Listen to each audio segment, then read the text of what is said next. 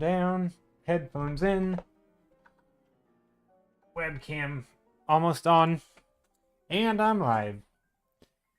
All right, so last stream we did this, and by we I mean me, but technically you guys because you were here, so that counts.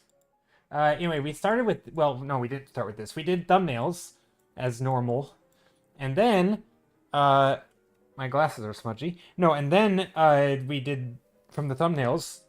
Hold on, I gotta click the thing there, and then we did that. So it went from that to that.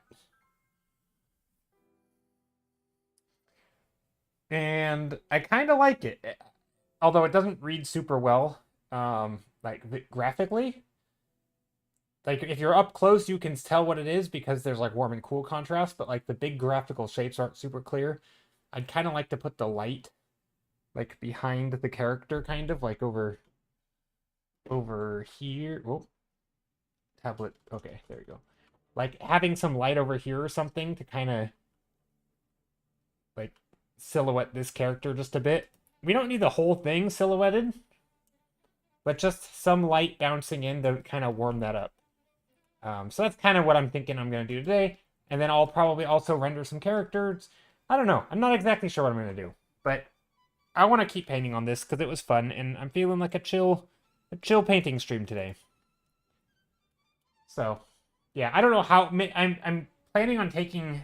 Not detours. What's the word I'm looking for? I guess detours. Just doing other things. Random little thumbnails and sketches and stuff. Example things when people ask questions, probably, if they do. I don't know. But yeah, just stuff like that. That's my plan. Otherwise, it's going to be a pretty simple, kind of like a co-working stream, I guess. Although I don't really know what that means. Does that just mean people are hanging out and working?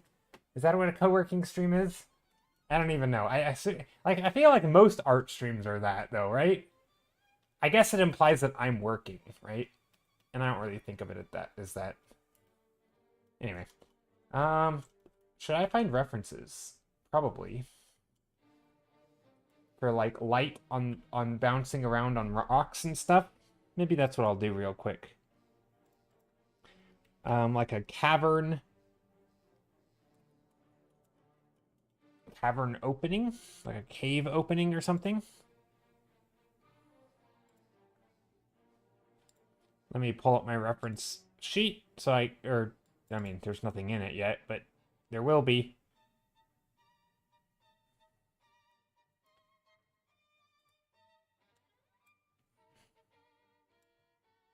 Um,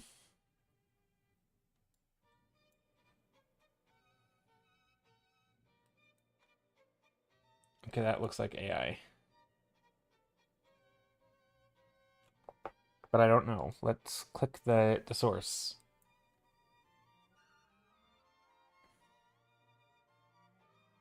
Ah, yes. It is. It is indeed AI. Who would have thought? First image I clicked on.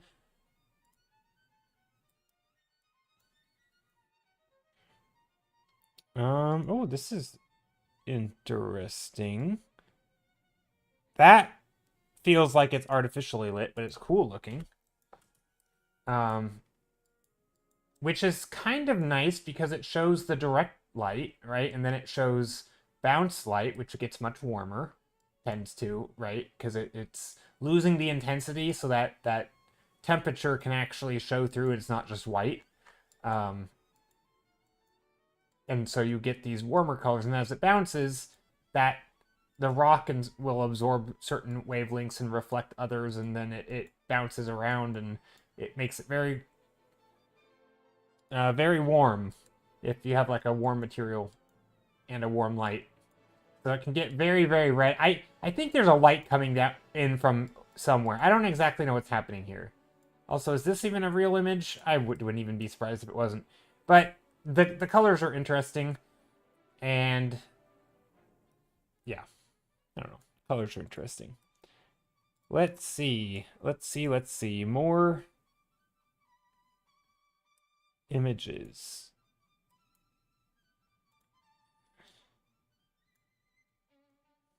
In terms of like rock structures, this is pretty cool.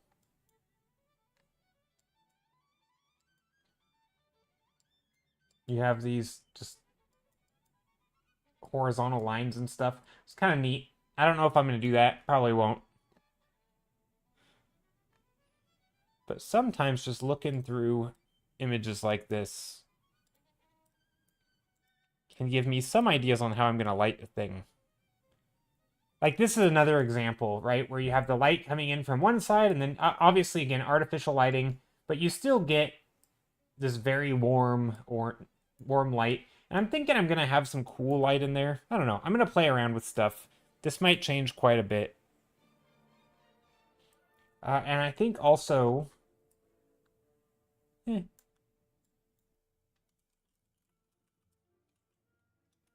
I don't know. Let's take a look. Every time I say that, I then think of the Reading Rainbow.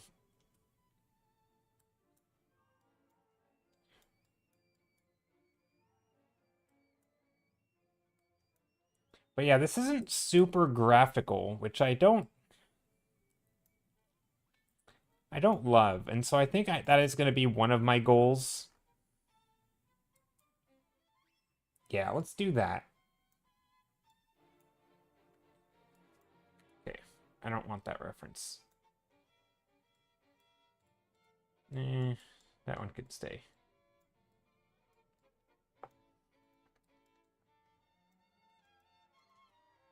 Okay, time to actually start painting.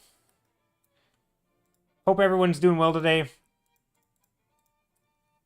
Wow, gonna lose it soon though. Back to lurking. Pepperly, hello. 35 stream streak. That is a long time. That's a lot of streams. Pepperly, hope you're doing well. Take care. Okay, so what I'm gonna do is I'm gonna treat this painting as a thumbnail. I'm gonna treat it as just garbage that can be painted on and destroyed and ruined. Again, I've saved it. It's in its own file. I can't possibly mess this up. So I'm just gonna basically treat it as just like if I were doing a paint over in my own painting. You know, the light's coming in here, just big heavy-handed brush strokes, thinking of, you know, light coming in there. Maybe there's brighter light over here, because similar to our references, we have that very, very bright light. So maybe some here. And then that's kind of fun. I think that's better. Now if I minimize, not bad. Now I'm wondering, not minimize, make it smaller and also darker. Now I'm wondering, what if I do something like this? Like to direct the light or direct the eye sort of into this scene just a little bit more. So already we have this change, which hopefully will direct it a bit better, more. Playing an event in Star Rail right now. That's the characters live streaming, so I've got stream reception. Nice. Hey, Sarah. Hope you're doing well.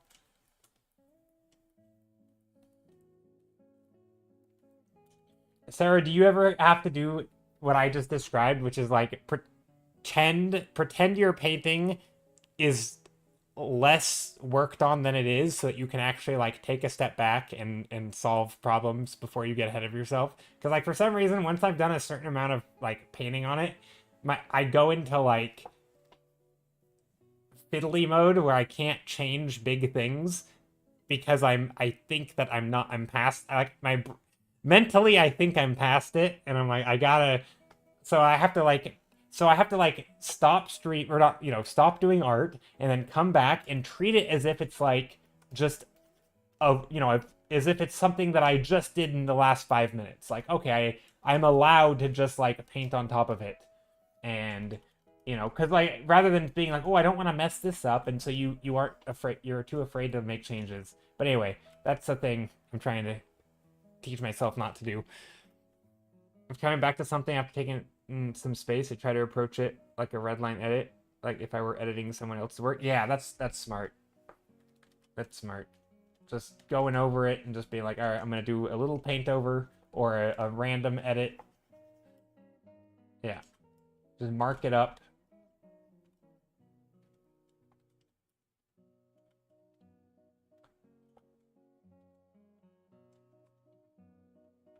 Okay, already this is just, I've made progress. And now the light from these characters, again, trying to be very, very loose. There's light coming in, so it'll go like that, probably. I don't know. I feel like that light wouldn't actually get over there, but we can pretend it does.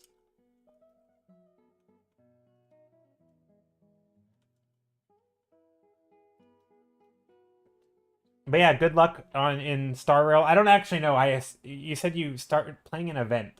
I was gonna say good luck and I hope you win. Do you win in Star? I actually know nothing about that game. Even though I think you tried to get me to play it once because I was going to, I think, at some point because you said it was free but then I don't know why I never did. But yeah, I don't know if you can win in the game. I don't think it's like a winning kind of game, right? It's in like an idle event. Okay, gotcha. Hey Skittle, how's it going? Howdy, howdy. Okay, let's add. What game are we talking? Honkai Star Rail. I think. I believe that is the game we're talking about. The planet they're at right now has a gambling, streaming internet culture, hence the theme. Ooh, gotcha. Probably trying to get you in the mood for gambling and spending money. Isn't that kind of what the game is, like, for a lot of people? I'm sure there are ways to play it where you aren't gambling and spending a bunch of money, but everything I've heard about the game is basically loot boxes. I don't know if that's true, though. It's probably just by people who don't like the game. Gaming, not game. Oh, gaming, not gambling. Gotcha. Gaming, streaming. Oh, I misread it. I read the word I wanted to read because I already associated the game with gambling. Okay. Gaming, streaming, internet culture, hence the theme. I see. Not gambling. I mean, gambling, often you gamble with games, right? Certain games are gambly games.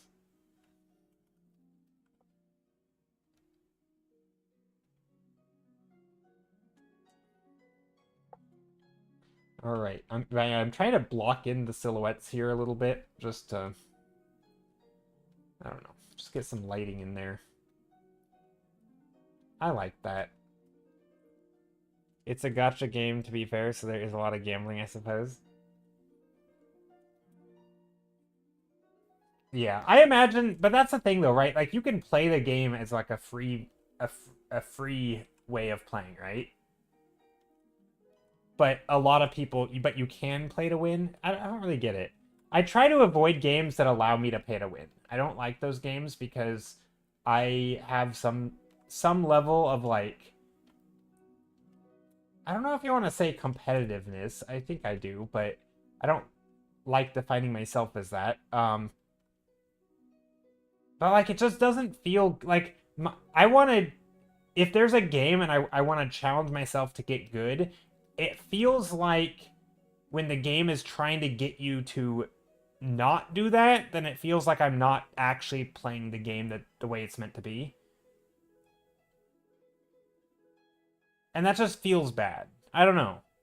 Like, and it's funny because I like self-imposed challenges, and those don't feel bad to me. Like if you're basically setting yourself up to like play it slower, more difficult, or not having as much stuff.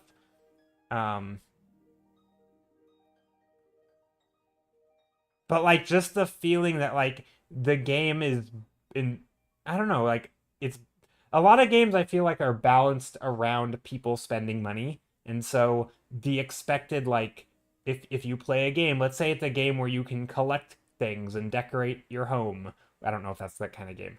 I then it's like you're not expected to be able to have a bunch of super awesome stuff unless you pay money. You can get some stuff here and there, but like you're never gonna be like making the cool stuff, you know? Or if you have a character and it's supposed to be strong, you're never gonna be like actually strong because the people who pay are the strongest, right? So it's like you're never just gonna be able to like play the game on the level that other people play. And I don't know, and it always bugged me.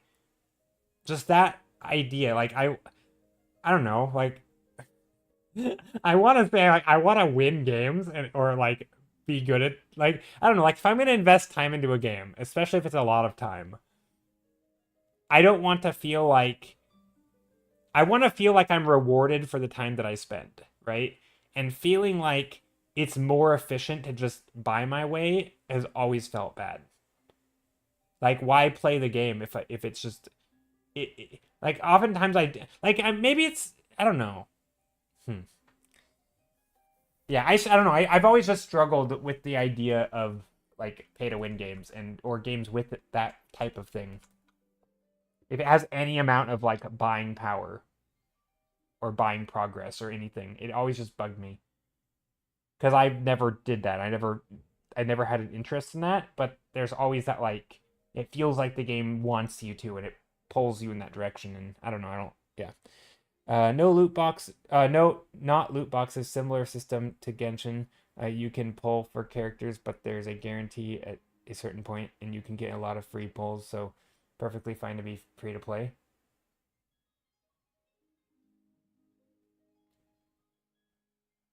Nothing's pay to win unless you're crazy about optional battle content. Yeah, but like, I would be. I would be. I would want to. I would be drawn to that content probably, and then I'd be like, this is stupid because I'm not someone who's paying. Flying Fox, hello, 45 stream streak. Dang. That is a lot of streak. A lot of streak. That's a sentence. Okay. What do I want to do in this painting? I said I wanted to work on this, but maybe I don't. Maybe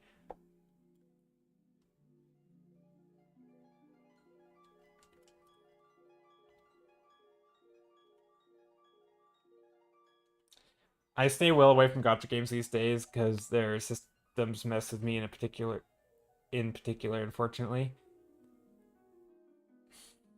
Yeah, I think if I had like a lot of money, I would be a victim of gotcha games.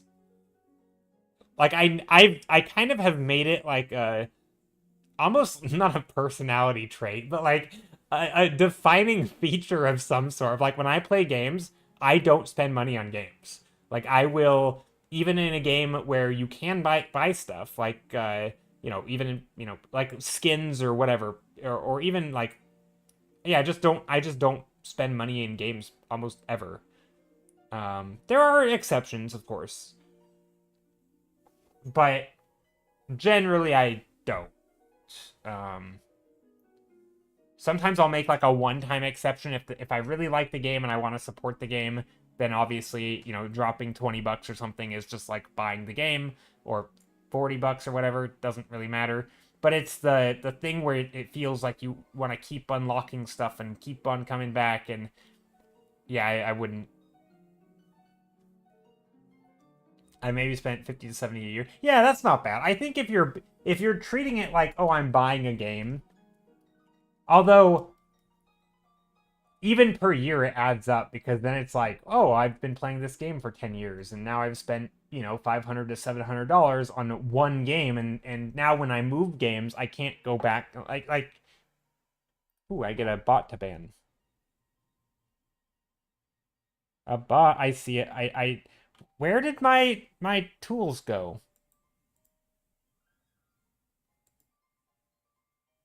I almost pinned the message. No. Hold on. Where did my Oh, I know why, because I'm in the wrong thing. Wait! Oh no, here it is. Sorry. Sorry, don't click links. Ban user.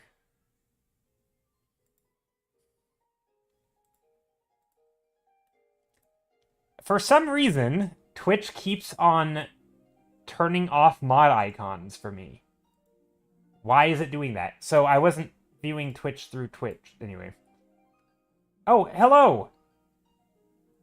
Attendance, hello! On YouTube, we have a viewer I didn't realize. Assad Goku, long time no see. Hope you're doing well.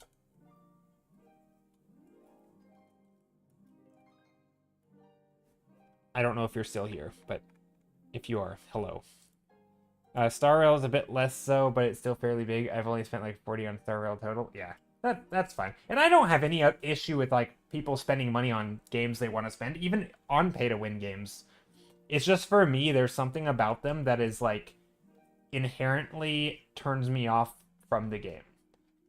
Because I guess I like games as like a record of my progress over time in a way, and I do like to compare. This is gonna sound really stupid and shallow, kind of like, but I like to compare myself to others in games, like a little bit, like not in necessarily in a competitive way, but in sort of like a sort of big picture, like, oh, this is how long I've spent in the game, and you can, when you see cool stuff, and you can kind of wonder, like, oh, how long did they spend, or what kind of things did they have to do to get that, like, you're sort of like, it kind of like with art, right? If someone's really good at art, you're like, oh, I wonder, how they practice, or what they do to study, or what they, did they learn a certain way, or have a mentorship, or like, or maybe just they are super dedicated and they put a ton of time. Like, I like that. I like to know how someone got somewhere. And with games, I feel like for me, I think of it as a thing that I spend time in, and it's not a thing I spend money in. And it's always weird when I can't make that comparison without thinking about, oh, maybe they get home from work and spend a bunch of money on it. It's like, I don't know. It somehow, for whatever reason, for whatever shallow reason it might be, it takes away the joy of the game for me. A little bit. Not always, but I can't think of a game that's pay to win that I play.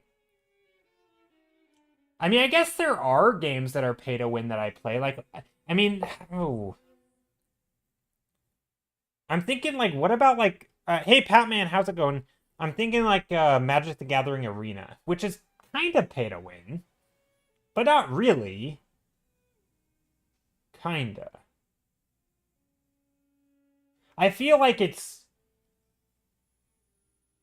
still fairly balanced around the freemium version. No, that's coping. It's total. Magic the Gathering is pay to win online. But it's kind of a different pay to win. I don't know. It doesn't feel maybe it's because I like it and I'm biased. I'm just like, no, I'll make an exception for Magic the Gathering. I feel like they're different though. Because the thing that you're buying is the thing. I mean, sometimes it is the same thing. Like, I'm trying to think, like, okay, so like when I played for a brief moment, I played what was the game? Skittle, I think you played it too for a bit, didn't you? It was called Lost Ark. It was like a Korean MMO. And that game,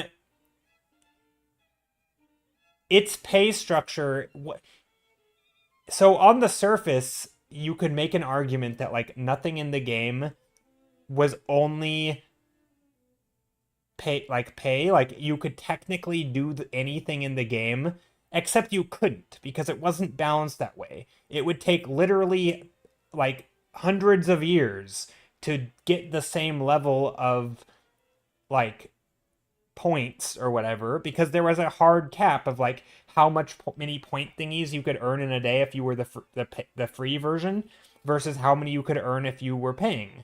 And the game was balanced around paying, so you could never reach like the upper echelons unless you were putting in like, multiple hundreds of hours a month, like, or even more than that. Like it was just they balanced it around paying. I feel like a game like Magic the Gathering Arena does not balance it around paying. They balance it around not paying. If you are a really no-lifer, then yes, you can pay extra also to like do more drafts or do more whatever. But you can still, like, if you started it today, you can have a completely competitive deck today. Like, your first one basically is free. And even then, you have, like, it doesn't, I don't know, Magic never felt bad for me for some reason. Yeah, Endgame, it basically, you hit a bottleneck.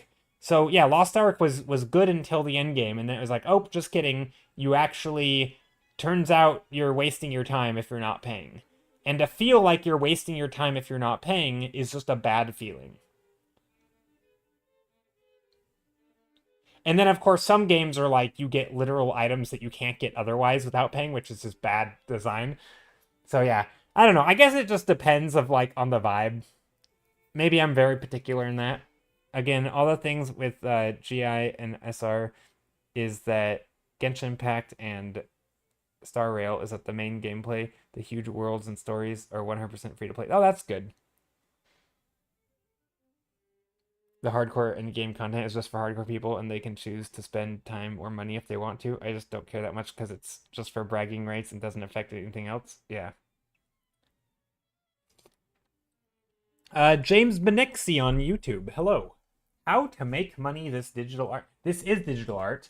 I do not have any advice on how to make money as an artist other than maybe get good and put yourself out there and do that, show that you can do the type of work that people want, uh, like game studios or whatever kind of art you're doing.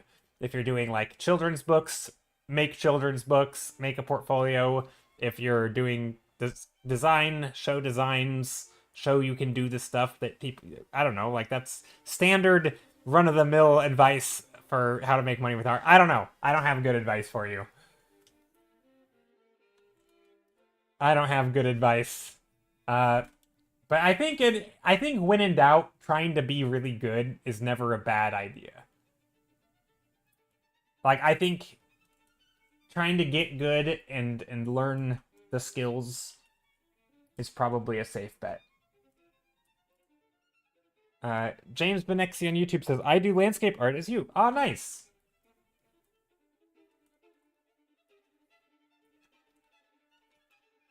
Yeah, I think if you're doing like landscape illustration, then do like showing some sort of like, I don't know, I'm not even sure. I think showing like that you have like a world or like a design, what's the word, like that you have like a vision for a project and you can see it through and show that you can actually do illustrations. Like I think he rated us a couple streams ago, but Zillustrator I think is a good example because he was working on his own projects and he paints beautifully and he does environments and illustration as well, and more illustration than design. Yeah, props are always needed. Yeah, but if you're doing illustration and you're doing environments, I think showing, because like I think just making something nice isn't enough, right? From my understanding, like just making something pretty isn't gonna cut it. Like, oh look, you have rendering chops, but showing that you have a goal and you can design, you're still designing the illustration for the goal, right? You're telling the story you want to tell, you're showing the design you want to design, and it's like the choices made are gonna show that you have the skills to make choices with a prompt or a vision in mind, right? So like if an illustrator, like if Magic the Gathering came to you and said, "Hey, we want you to, do these things. Here's the prompts," that like you're gonna make choices that's not just like doing them kind of, but like you're gonna push them to be the best they can be, right? And so I think it's just showing that you can do that stuff. So I think sometimes having projects is a good thing. Again, I don't really do that. I don't have projects. I just paint for fun on stream, mostly. But I'm pretty sure that's how Zillustrator got hired by Magic, is just doing his own project. They approached him. He didn't even. I don't even think he like ever sent them his portfolio or anything. I'll have to ask him next time he pops in. But it was, as far as I know, it's just they approached him and they're like, "We like the stuff you're doing. It's awesome," and then they hired him. Um, Hello, Art by Grizz. How's it going? Hope you're doing well. Also, maybe I should do thumbnails today because I'm not sure what I want to work on. Okay, I'm gonna take a break from this and just do thumbnails because and just paint, just doodle.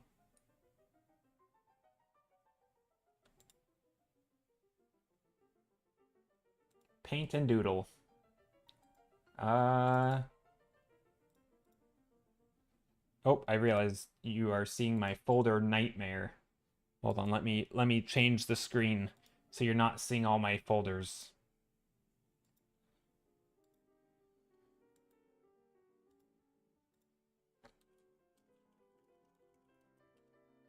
Making a new folder. But yeah, how's it going? Hope you're doing well. You haven't been in this chat in a long time. Your art is still breathtaking. Oh, I'm glad it. Hey, if it was ever breathtaking, that would be unfortunate. If it's like, oh, it's no longer good.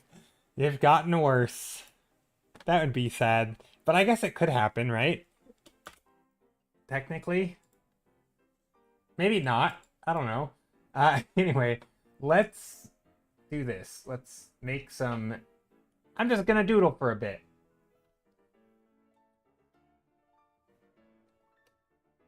Okay, let's just doodle. Let's start painting something.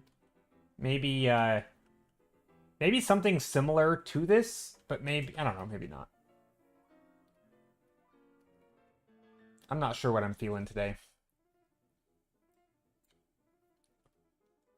I guess I mean you could definitely practice like bad habits, right? In theory, especially if you're just like making up as you're going and you're not like studying art and you're just trying things on your own. You could probably, you know, pick some things up on your own and have it work out, and then you try random things and then it doesn't work out and you're like, "Oh no, I don't really know what the things that I was doing that were good versus bad, and I was just kind of painting in the way that I paint and not really having any direction."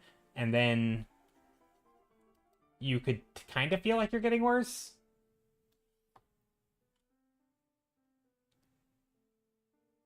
Oh me, guess who's back? Ta-da! Welcome back.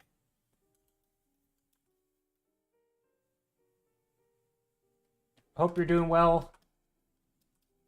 Howdy, howdy. All the YouTube chatters. You know what? Let's try to put the YouTube chat on screen. I think I have a way of doing this, right?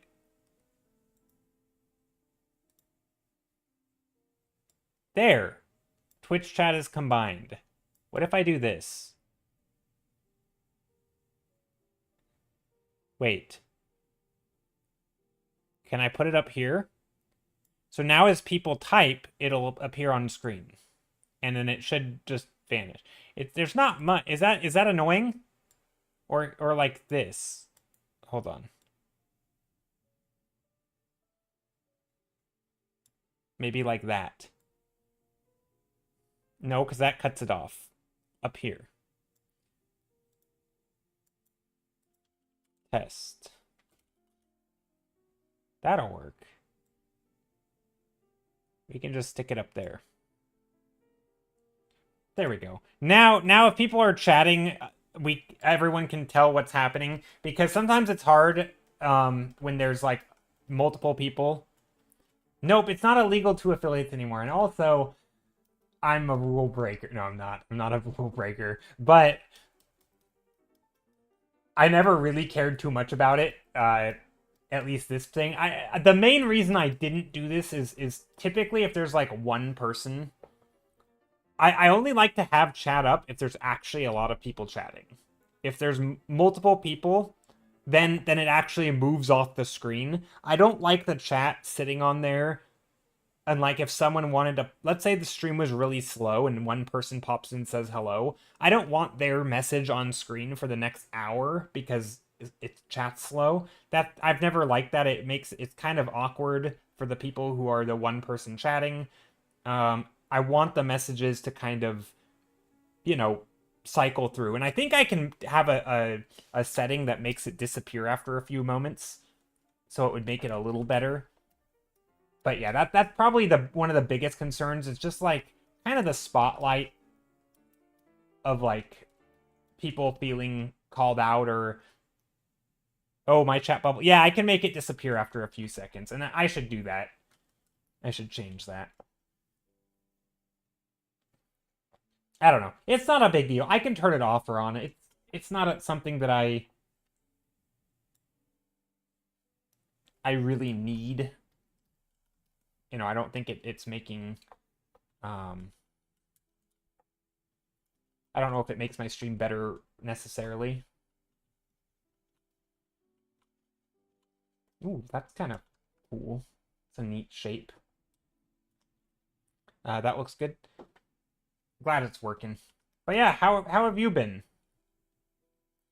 How has everyone been?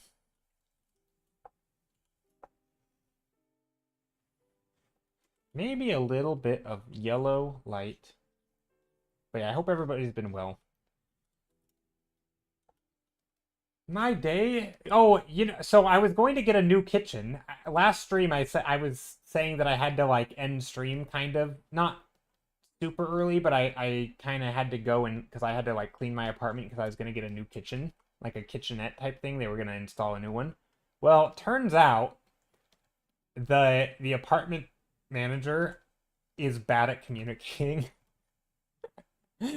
um because they sent me like a note or a letter, I guess a letter, and it was or mail. They just sent me mail, and in the message it was like we are going to uh be installing a new kitchenette, and so or no, how do they word it? They said we are having electricians come in to make sure your power is on some certain amps or voltage or whatever to make sure it's set up, and then after they are gone, or and then we are going to install a new kitchenette. Or the way it was worded made it sound like it was in the same thing. We are going to come in, check your power, and then we're going to install your kitchenette. So please make sure, everything is moved so that we can get in there and work. Okay, great. So I did all the cleaning, did all the moving, and the electrician people came in.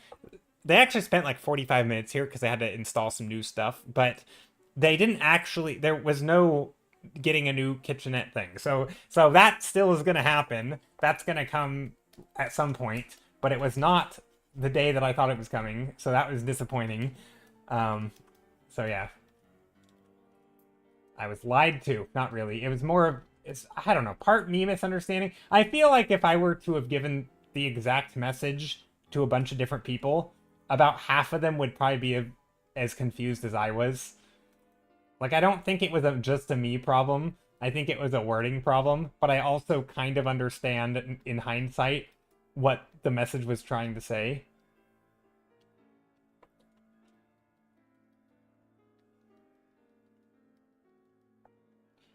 All right, let's add in some lines that guide the eye. Some good old purple. We love our purple. Except Sarah. Sarah doesn't love purple.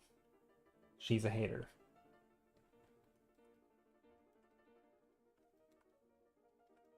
It's okay. This painting can actually also have some orange. Wait, let's get some lines in here.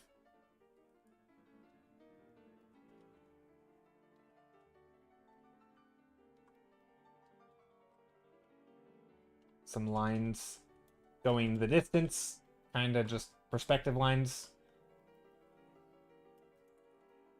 Okay, now let's see. Maybe I will do some color dodge. And we can do like a giant portal. No, I don't know. Maybe some sky. Maybe some mountains. I actually think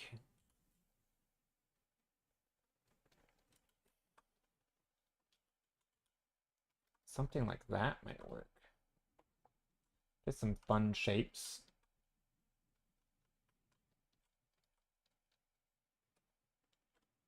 I don't know. Not sure what I want to paint today. Today's kind of, to me, I feel kind of sluggish today. I don't know. I might even end stream a little early.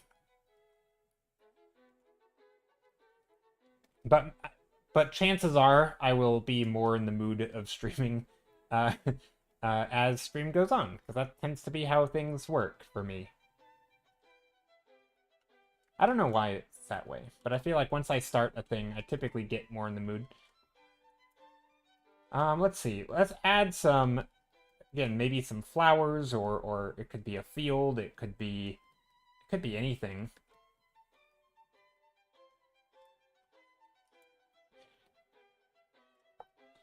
Maybe we put in some some flowers and stuff back here. Some like bright reddish pinkish colors. Just like this very, very, very pink colors.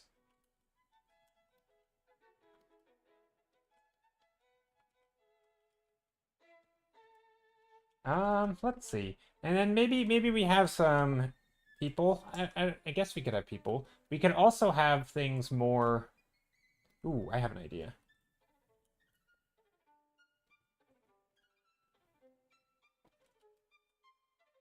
Maybe there's shapes going across it this way as well.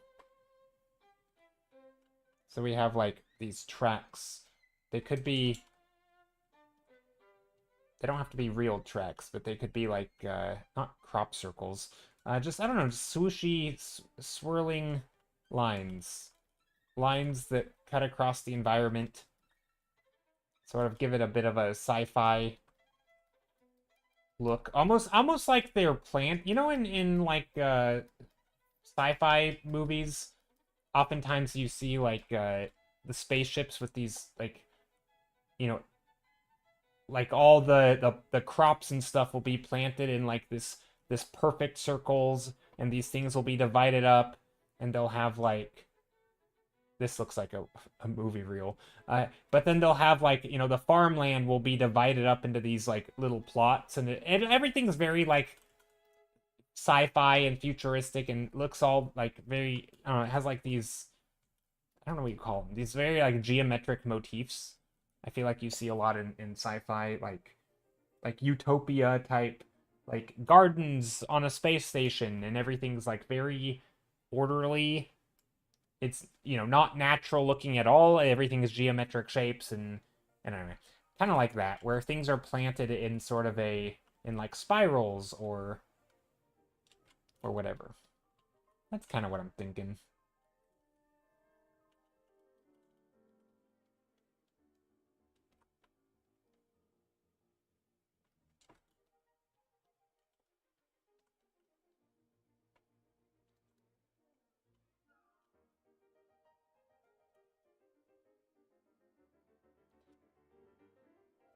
But yeah, what's everyone working on? Is anyone working on any art right now?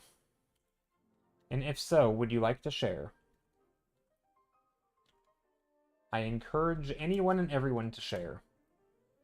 Okay, now let's add in some multiply.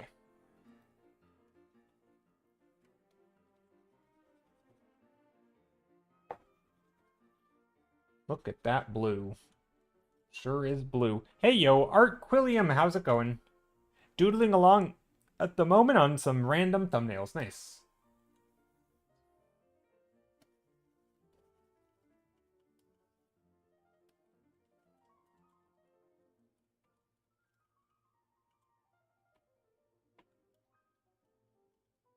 Working on art, but it's for your subathon in 2 weeks, so I can't share it yet. Ooh. I want to know more about that.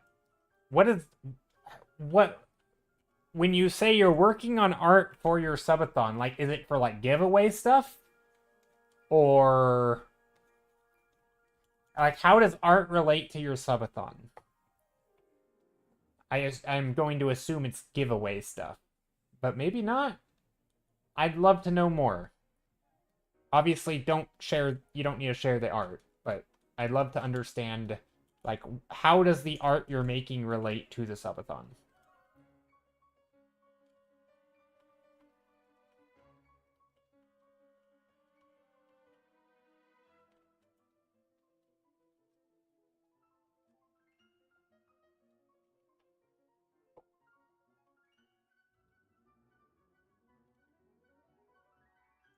Art by Grizz says, I'm working on emote commissions, but I'm taking a break right now. Nice. Breaks are good. I need to pay someone at some point to make me some emotes. I have some emotes, but I feel like I need an update to my emotes, and also I have a bunch of extra slots, so even not just an update, but just more emotes. I need to hire an emote artist. I could try to make them myself, and I could do it. I could make myself some emotes. I probably wouldn't be quite as good as I want them, and also I don't really like making emotes.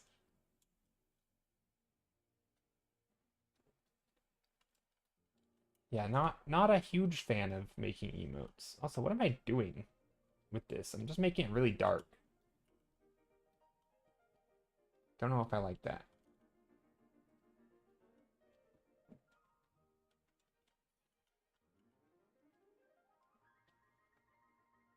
You need to update yours too. It's just like not fun. There's a lot of AI Discord bots that will oblige. No. No. I know there's yeah, isn't that like a really common thing of people trying to do like overpriced scammy AI garbage emotes that basically take advantage of new streamers who don't know any better, and like I've seen it on the Twitch subreddit, people talking about, constantly having to ban bots trying to sell them emotes and stuff. I don't know. I don't think I've ever encountered those people. I have had a random person ask me if I would like a thing that I already had, not realizing that I already had it or something, and it was something about like a band. Oh, it was like a Discord. It was like, "Hi, I see you don't have a Discord. Would you like me to make you a Discord?" And I'm like, "I do have a Discord." And then they're like, "Great, I can get started right away." I'm like, "No, what? What are you talking about?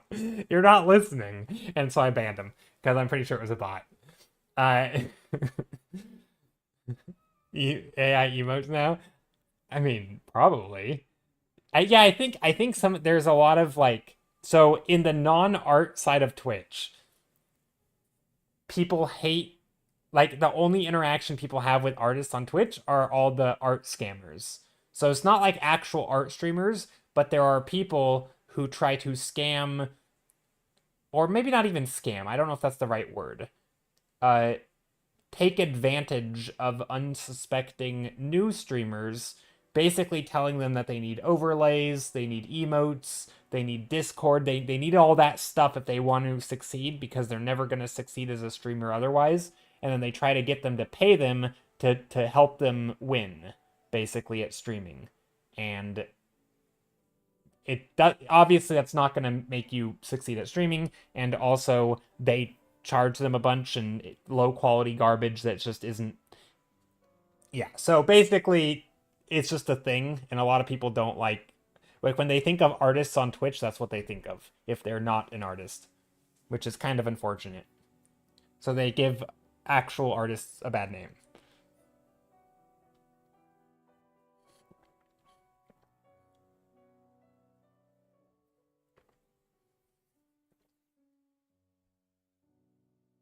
I did this one for a streamer friend a while back.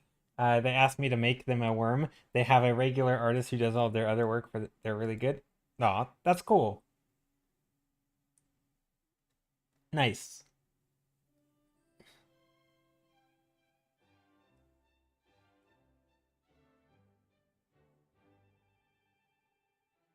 That's awesome. Yeah, those are good emotes. And they're all consistent. Like the quality and style is consistent. My issue, like, I don't have my issues. I don't have many emotes, and the ones I do have aren't consistent with each other, and they're all just kind of, yeah. They're not bad though. I don't mind my emotes, but I do need some updates. And like, I don't even find myself using my emotes that often, which I think is a clear sign that they were smart and used thin line art, unlike you. I like your emote. I think the the no H Venti one, Venti lol. I think that's a good one. I think it reads clearly. It has the big red smile, which makes a big graphical shape, and it's very clear that it's a person like smiling or laughing.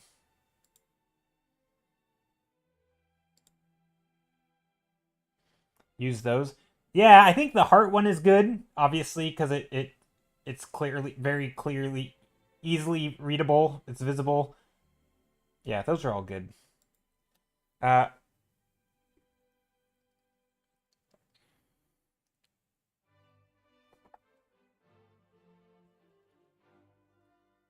Wait, hold on. You said working on art but for your subathon. It's for new assets for the channel that will be revealed. Oh, okay, gotcha. And for some sort of roleplay features embedded into the channel. Oh, that's cool. And also some giveaways. Nice. And hi, Beats. Did I say hi? I think I didn't say hi, but hi, Beats. Hope you're doing well. You've done emote commissions and would like to do more, but I feel like I need practice. Gotcha. I only open commissions when I have absolutely no other work, which thankfully hasn't been the case for a while. Yeah. Yeah, I mean commissions, yeah, if you already have money coming in, right? And it's like it's just a lot of time and energy that could be spent not doing that. And so I totally get it.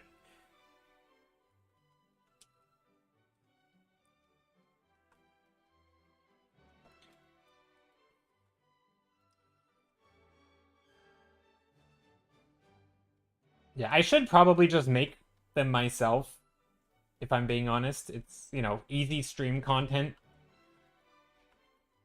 Easy as in, you know, if I'm going to be doing it, might as well do it on stream. And then people can also have input and, you know, and advice of like what they'd like it, you know, like what kind, they can vote on which emotes I make and stuff based on which ones they would use. They can give their input. So that could be a thing.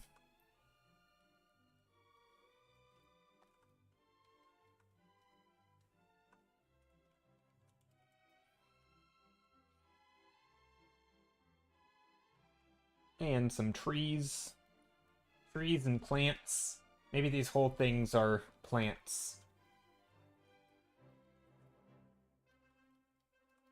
Lots of plants. All the plants.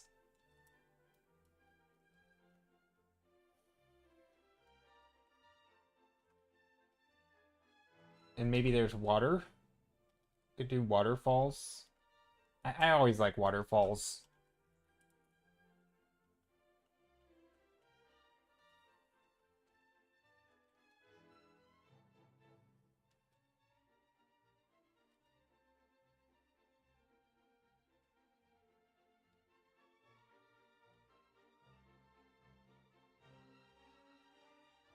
Hmm.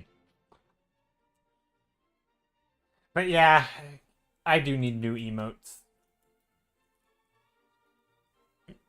I'm trying to think what emotes. So I don't even know which ones I use. I use this one, the yeehaw one, and then I guess I also use the hello one just because it's the only hello one I have. But those are the two that I use, I think.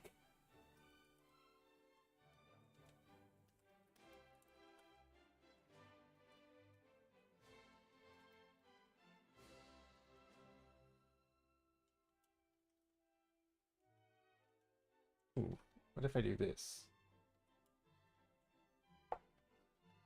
This one's pretty funny. Yeah, that one's good too. Yeah, yeah, the cat with the French kissy hands. I don't know what you call it. I can relate. I need to update and add more ones too, but it's a pain to start working on them. It is. I'm glad I'm not alone in thinking that it's a pain. Like, they don't even have to take long. Like, I know a lot of people crank out their emotes fairly quickly, and they take, like, I don't know, 20 minutes per emote, maybe? And so they can do it in the course of a stream. They can update all their emotes, which I think is cool. I just... Maybe I'm just not proficient enough at it. Okay, this does not feel large scale enough. Hold on, what's happening here? Let's go like that. And let's push this back a bit.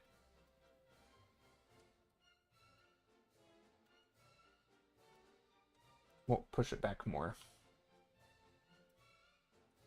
I'm just getting rid of the whole sky shape. That was the whole appeal of the painting. But I'm liking this idea of the waterfall thingy. So I'm building this up so that we can have that waterfall there. And then these shapes will be in the background. And then these can go up.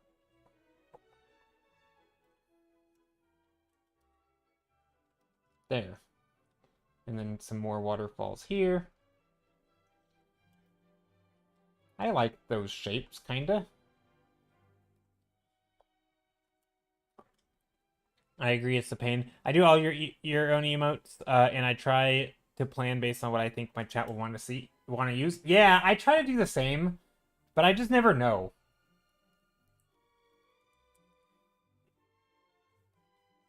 I try to base it on like which emotes do I typically would want to use, in like from other people's chats, and like, you know, based on when I'm in other people's chats and they have cool emotes, you know, I try to think to myself like, okay, those are things that they use, and so I think I would use them too. Because it's always, yeah, it's hard. You recently added a cookie emote, so I play with a lot of Cookie Clicker, and when I do co-working streams, it gives the chat a chance to click cookies too. Nice. I like it. To be clear, that's the actual Cookie Clicker cookie, not a cookie I designed and drew. Yeah. I see, that's another thing. I don't know where, like, with most art, I think to me the line is pretty clear of like what is okay to just like take things off the internet and use them and what is not okay. And I feel like with emotes, I don't know because the internet culture is kind of such that like you just take things off the internet and use them as emotes. And like I don't know if that's okay, but also there isn't really, I don't know. I'm not like, I think when it comes to like actual art, and I don't mean like when you're using art not as emotes but like as a banner, as a picture, as a print or whatever, like yeah, you don't take other people's art. But for emotes it is quite common, as far as I know, to just basically just take an image and, oh, here's a funny face, I'm going to use it as a reaction face. And like I'm not really opposed to it. And so I always feel weird though, because I feel like I should make them all myself because, you know, I do art, or like, or at least hire an artist to make them. But I don't never know. Because a lot of emotes are just like memes, you know what I mean? Like they're just there to be goofy, expressive things. They're not trying to be unique to your stream. They're just trying to be, you know, a react face basically. And so yeah, I never know. That to me that's in like a weird area. I think generally if it's from existing IPs, usually fine because the whole point of Twitch is free advertising for games. Um, Also, the photo that ends up as emotes aren't usually taken by photographers intending to create an art piece. Yeah. Yeah, that's kind of how I see it, and I don't really see an issue. Yeah, I think if you're taking someone else's art, though, that was made as art, and then taking it for as an emote, that's not okay. If it's a widespread meme like Fire Dog, I can see that too. Yeah. Yeah, that's kind of where I stand. That's sort of my line, but it's not as, I think for most art and using it, it's not quite as clear because there is sort of like, I don't think just because the internet does something that it automatically makes it okay. But I feel like on Twitch, there's kind of like Twitch kind of has its own culture, and so if something is allowed in meme culture or like the emote culture, it kind of, it doesn't feel as bad because like emotes are just that, they're emotes. They aren't typically turned into things. But then again, sometimes they are, and like if a let's say a streamer has their own emote and it gets super popular, other streamers might also use their emotes, but then that streamer might choose to monetize it and put it on merch, and it's like, well, now it gets into a weird territory. I don't know. Hey Sharky, how's it going? Hope you're doing well. I am doing well. Hello, sausage. Wait, did you just call me sausage? That's weird. Don't call me sausage. That's strange. Anyway, hi. Hope you're doing well.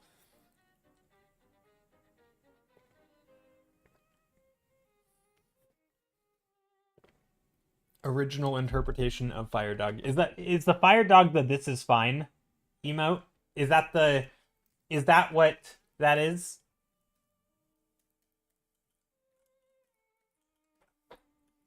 I assume the Fire Dog is the "This is fine" meme. The dog sitting in the house.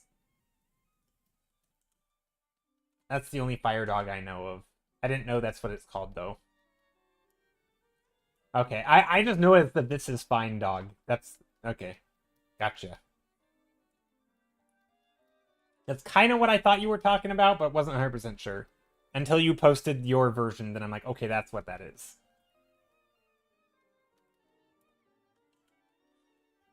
All right, so here's some flower fields.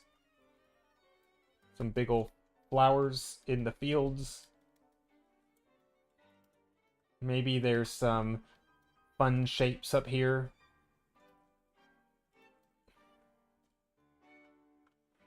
I kind of feel like we should have things up here too.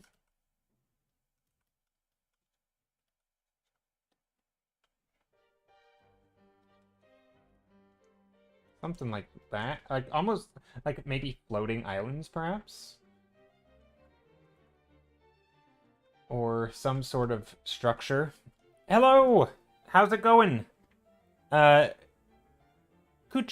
I don't think that's how you say your name, but I'm gonna call you Kuchuk because I can't remember what I'm supposed to call you, but it looks so good. Oh, thanks. Hope you're doing well. How's it going? I'm bad at names. Names are hard. But yeah, I'm trying to do like little I don't know, like looking upward at stuff. So like this is the bottom of things, and maybe we have like a structure up here, and there's some stuff being sort of held up. Maybe it's vines. I don't know. We're like, I want to be looking up, right? Or not? Yeah, looking up at stuff, kind of feeling like we are underneath this area.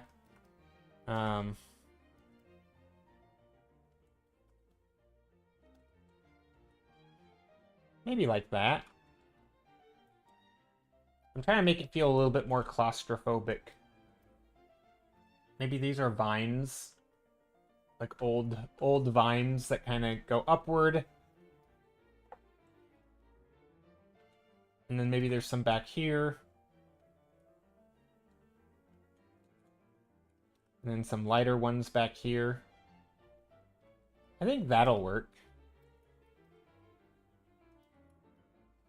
It's amazing how quickly your work comes to life with just minimal effort. I mean, a lot of times for environments, it doesn't take... I mean, I'm not going to get hung up on the word effort, but the minimal brushstrokes and stuff, I think a lot of times it doesn't take much. It's mostly just big shapes and values. And it's, you know, having overlapping shapes. Granted, it's been an hour and I've only worked on this one thumbnail, so... You know, there's that, but... Yeah, sometimes it doesn't take a lot. I think the biggest thing is getting a sense of like scale, getting some overlapping shapes, some foreground, midground, background, some atmosphere.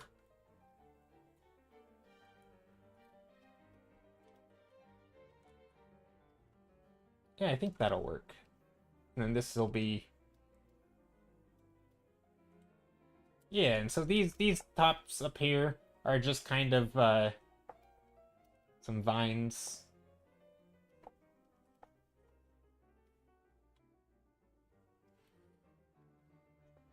Art Quilliam says, and that gets into copyright law too. You really have to talk to the artist before you sell their art for merch. Yeah, of course.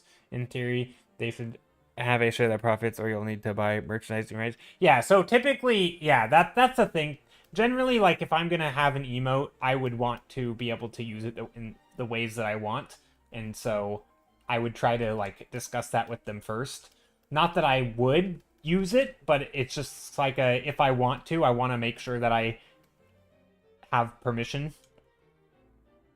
or that I'm allowed to. So yeah, licensing and copyright sort of Yeah, making sure that our agreement is all figured out beforehand.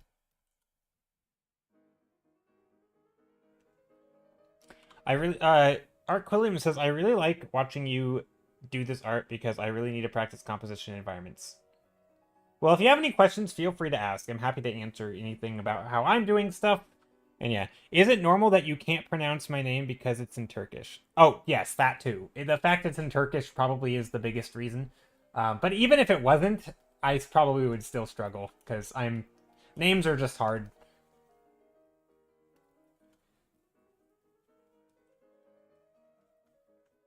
I am uncultured and I don't know the difference how to say different names. Some more waterfalls.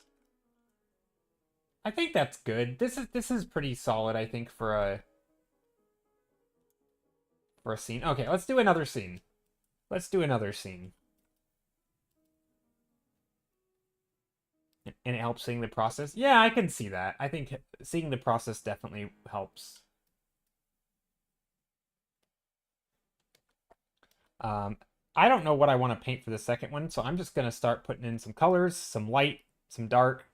I typically like to start pretty much monochrome, and I think for this one is going to be no exception. Just basically like maybe it'll go from warm in the lights to kind of cool in the shadows, maybe like a green or something. So we'll do like a slightly like a gray, like a dark grayish green for the dark colors, something like that. Maybe we'll do higher horizon line, so our eyes will be up here, and then we'll be looking down into a valley of some kind.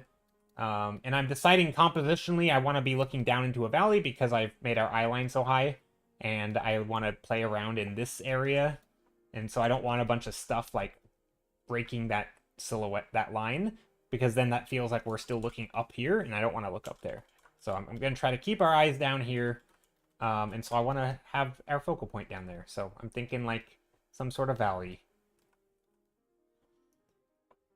And also I didn't want to, this one, right, our eye line is like here, technically, if we rotate it. So it basically at this height, right? And so that's kind of in the middle or slightly low even. And so I don't want, and it's kind of low and we're looking up in this one, so I kind of want to look down in this one. That's kind of why I'm setting it up this way. So I'm just drawing some shapes, sort of some silhouettes, almost like what do you call it? Like contours, so that my brain can kind of understand what I'm looking at. So if this is like the top of like a cliff or something, maybe there's some little ledges back here, and then we're looking downward into them. And so I don't know what's going to be down here. It could be some sort of like paths or what have you. And now I'm just focused on overlap. Literally making overlapping shapes. I don't know what I want to do down here. So I'm going to make little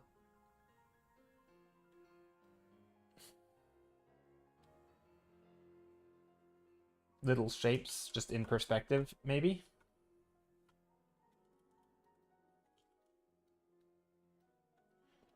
So I can kind of imagine like we're looking down into the valley a little bit. Doesn't really look like that right now, but I think we'll get there. We could also do something like this.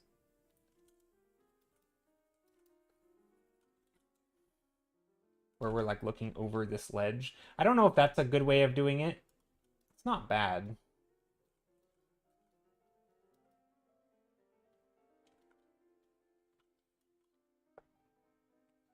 I'd like to see a field full of Venus flytraps. Oh gosh. I think if I were doing a full painting of like these are all Venus flytraps and this is an entire field of them, I would just do a few in the foreground that are big enough to see, like however Venus flytraps look with their teethy things, and then the rest of them would be just like general shapes. I wouldn't actually paint all of them. I would imply them. I think I could make it look like they're all Venus flytraps, but I'd probably only paint, 10 to 20 of them, and then they would be mostly implied, and the rest would just be big blobs.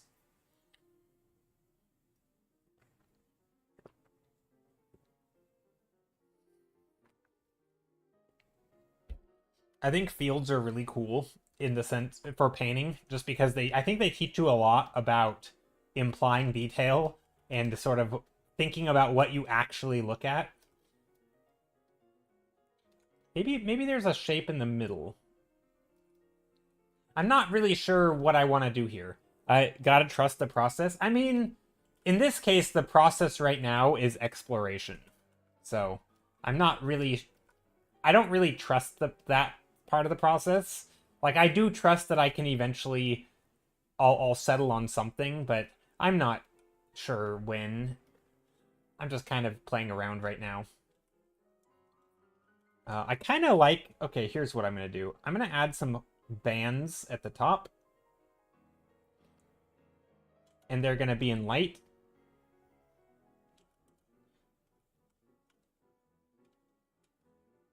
Okay. So now I can use those bands to bring down shapes. Okay, I have an idea now. So now I can bring down some shapes like this. And there, okay, so here's a color thing. This is something I do a lot where, like, see this color right here, which is like a grayish, it's basically gray, but it's like a gray yellow, and then there's this red, and then somewhere in here, like, it kind of almost looks like a very green, like a warm green.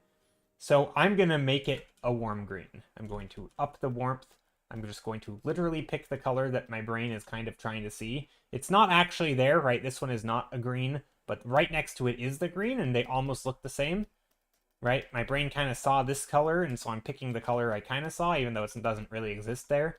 And I'm going to add it in here, right along the edges where these shapes are going, like, right where, if this is the light, right along the light, I'm going to make, like, these things go downward. And this is all in light. So the shadow part will be that darker green still. And then here, I'm just gonna, yeah, keep doing that, I guess. Maybe put some more green back there.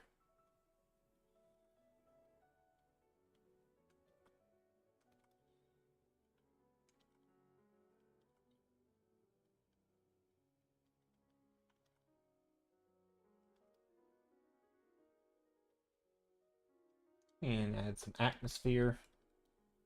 And so now, again, I don't quite know what's going on.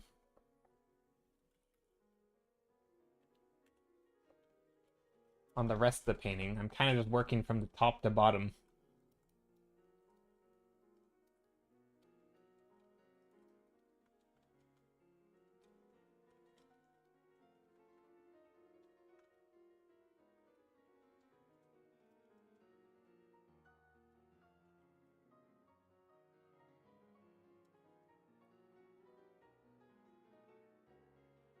Maybe something like that, where we have this like a platform kind of thing.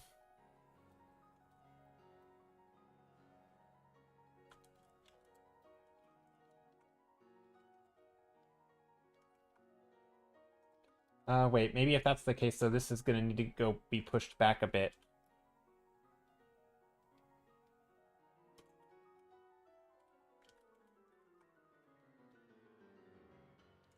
There.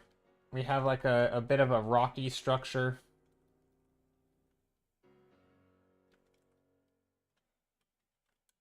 I don't know, that's kind of cool, I think. I hope it's cool. I don't know if it's gonna read very well.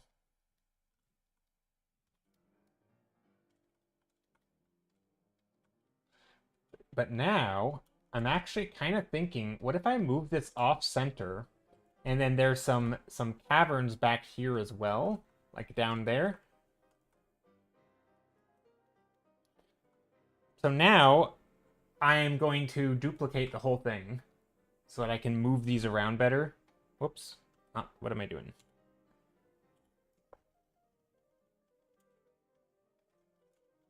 This is not a good way of doing it. Nope, that's not what I want to do. How do I want to do this? Maybe I'll just paint over it.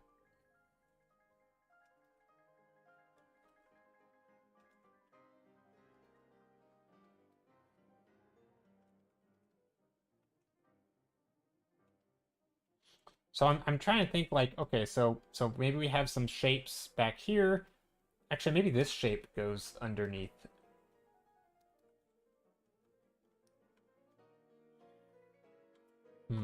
No. Actually don't know. Maybe it can stay like that. Maybe we do keep carving this part out.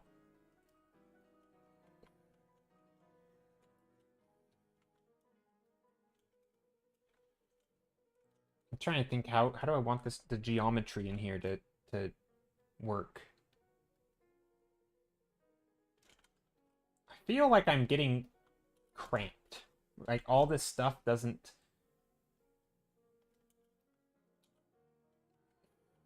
Maybe that's what we do. Maybe we do like a thingy like this. Like a land bridge.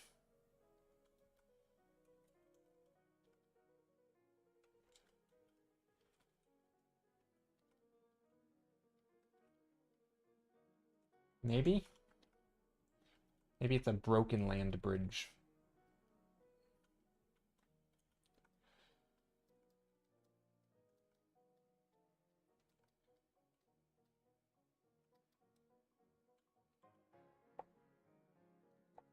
Do we ever go like this in the foreground?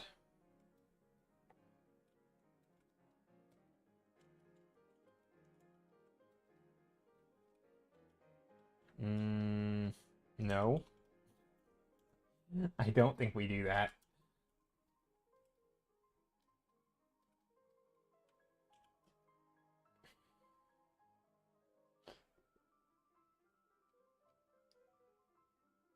Okay, so what if I go like this? What if it's okay, so it's very warm. This is something I've done before, but I'm gonna do it again. This sort of warm up top, cool down below.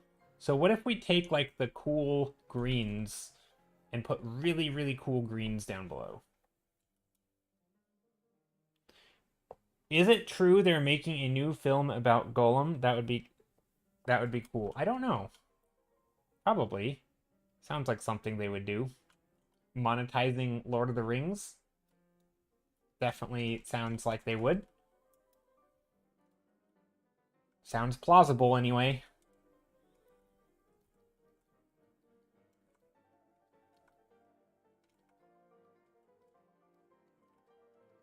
I'm not against it. Although, I'll be honest, I never cared about Gollum or Smeagol. I never.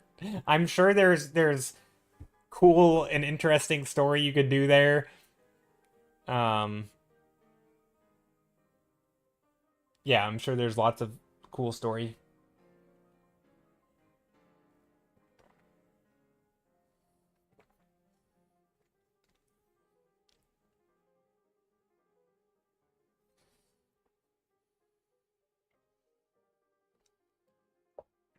But yeah, probably. Okay, let's try something. I want to try adding some of that green down here. Like what if I just take like a alien looking green, just super almost toxic looking, and just put it down there. So we have this like this warm upper area up here, this very warm area, and then up down below we have this like toxic wasteland of looking area.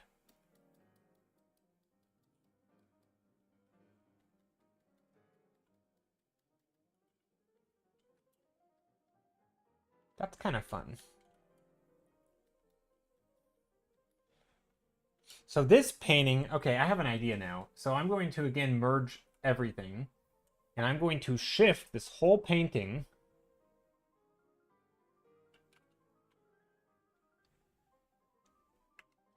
slightly smaller and mostly to the left. There. And I'm going to just extend at the top of the canvas.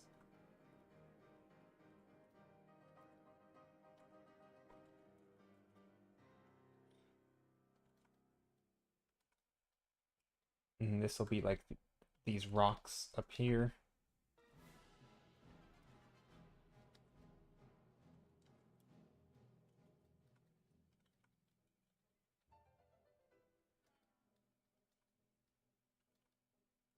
Maybe we could even do like lily pad. This kind of reminds me of like the swampy things that I've done before, where it's like lily pads.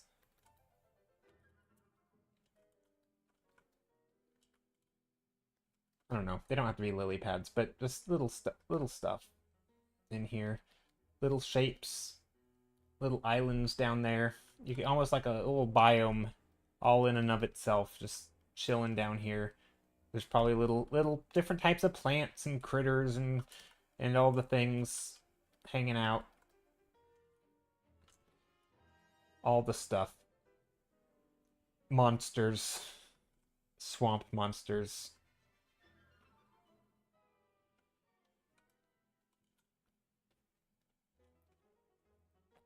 And then up top, we have, I don't know, just like regular cracked, hot, scorched earth, kind of.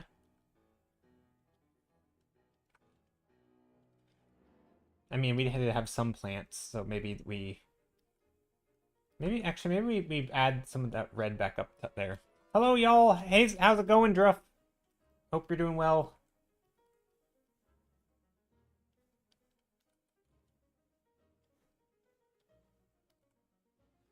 Hope your day is going good.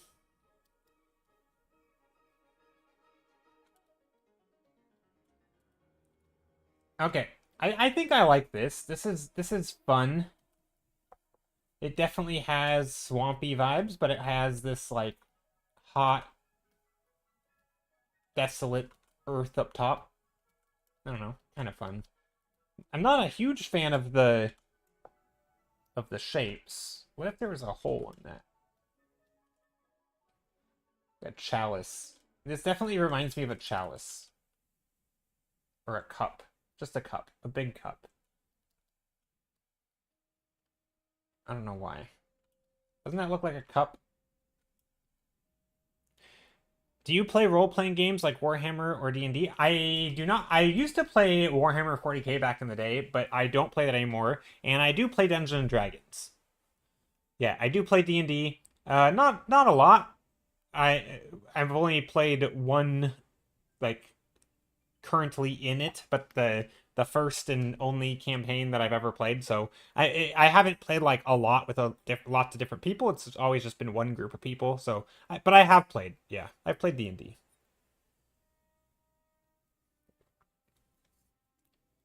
I think on the 12th. What's the not this Sunday, but next Sunday.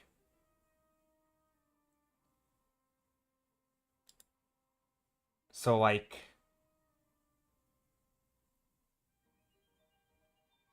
10th? I think on the 10th I'm gonna play. I think that's when the next session is. But yeah, D&D is fun. I like it. It's definitely it's really entertaining for it's great. It goes so hand in hand with like creative things because it's sort of that process of just like sort of improv-y, like improvisational, kind of just making things up, but also like riffing off of each other. Like that's so similar to how I already kind of paint in a way. Like that is a great analogy for my process, kind of where I sort of I just like, what if we did this? And then I say, okay, well, let's take that and then continue it. And I just kind of keep on like you just kind of even using your own ideas and then bouncing off of your own ideas, right? You just kind of go with the flow. I don't know. I like it.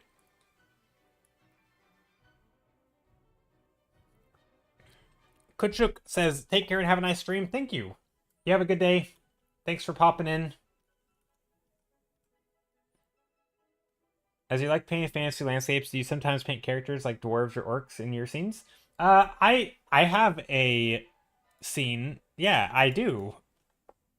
Sometimes. Not very often. I don't typically add characters who are recognizable as like this is a dwarf or this is an elf or I mean maybe elves because like this character has pointy ears and that's an elf. But most of the time No, the characters that I'm painting are just like blobby. But like for example, a while back, like sometime last year, I did this scene, which is where is it? I've lost it. This one. This is a scene with orcs in it. Oh, you can't see it. There we go. It's on my Instagram, but this scene I did, this is orcs.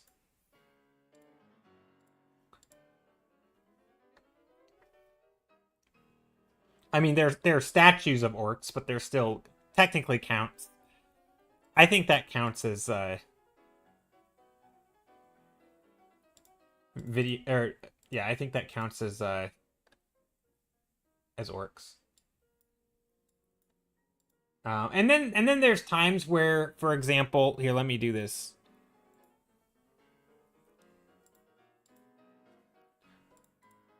And then sometimes I'll just put like a bunch of characters in a scene. So where was the last one that I did that? This one, right? And so like these characters just have like, horns. This one has a pumpkin on its head.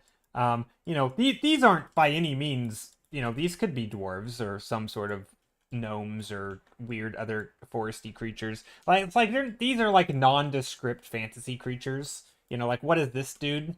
I don't know, but his head is shaped like a carrot.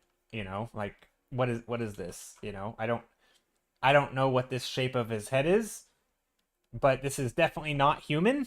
So yeah, I mean, I don't, or this thing. What is this thing? That's a shape.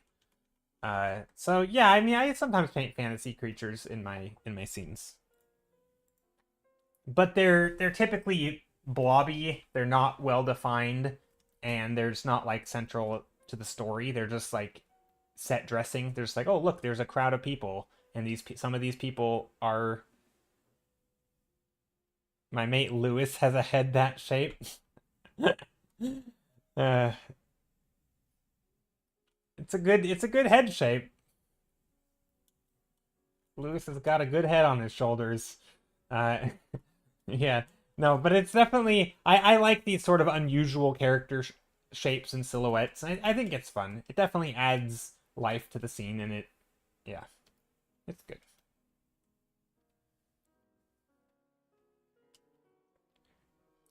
I still need to do proper fan art for my own D&D character. I think I started some at some point, but then I never really finished it, and I just left it hanging.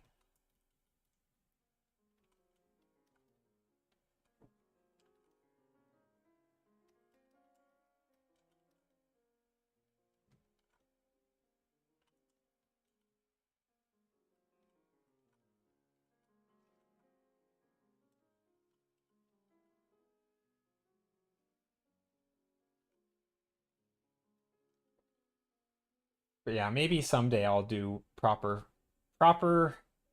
not fan. It's not called fan art, but proper character art of my character. I want to call it fan art because it feels like fan art, but it's my own character kind of. So, or it is my own character. So I don't. So yeah, I guess it's not really fan art if it's your own character. But my OC, is that what that is? Kinda.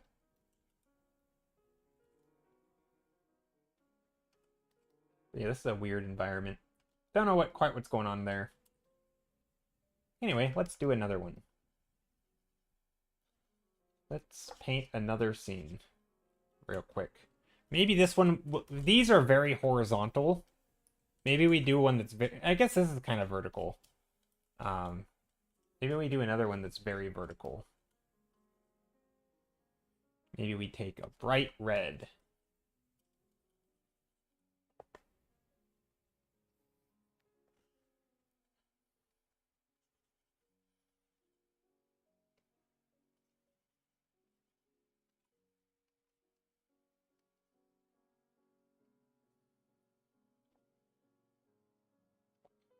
But yeah, in addition to playing D&D, I've also been listening to some D or a D&D podcast. So it's always fun. I enjoy listening to other people play D&D too. Although I never got into Critical Role. Critical Role is like the big one, right? It's the main one that everybody. knows. Also, the Adventure Zone, which I never really got into either. Not bad. That one seemed like I could get into it though, but I never, for whatever reason, I never got into Critical Role. I want to give it a try though. I want to give Critical Role another try because it does seem fun.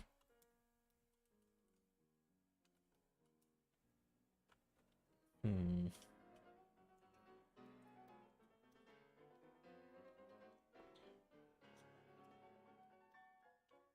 But yeah, I think painting fan art Venture Forth is really good. Ooh, I've never heard of that one. Venture Forth. Let me write it down because I am always looking out for new things.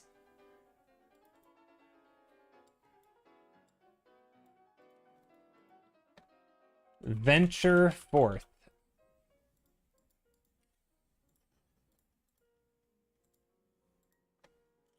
D&D podcast. Okay. There we go. Perfect. The Adventure Zone is pretty good. I like Dimension 20 on Dropout. Dimension.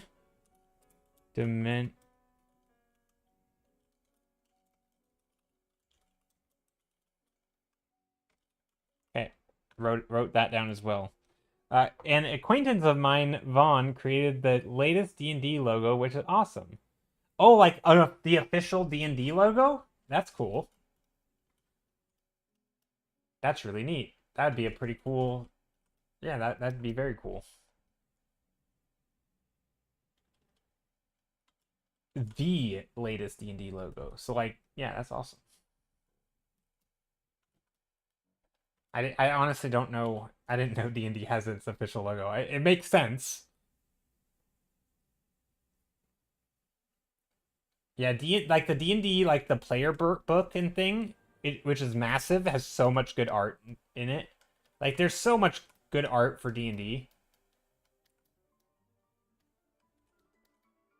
which honestly doesn't surprise me at all because as I was pointing out, I feel like D&D and creative stuff goes so hand in hand. Like any artist who's plays D&D, like I could, not any artist, but like I could see a lot of artists getting really into it and sort of being inspired even more to like make their draw their characters, draw their friends' characters, tell a,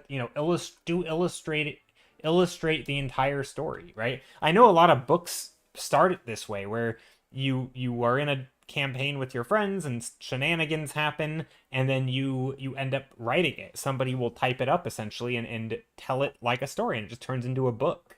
Like you end up, you obviously remove all the D&D rules and stuff and then you have you just have like an adventure story with these characters and doing shenanigans. It can be humorous or serious or whatever. Like, and it's a great like catalyst to get creative. And again, same thing with illustration. You might want to illustrate it, right? Silly scenes happening, and yeah, just it's great. It's a great yeah, like if you never knew what to illustrate, you could just play D&D and show illustrate the story that happens and show your characters going on their adventure, doing the things, all the story beats that are in that campaign, tell it in a story. And like that would be the story that you would tell. And I feel like that would be a great sort of like project if you didn't know what you wanted to do. If you want to do like story stuff.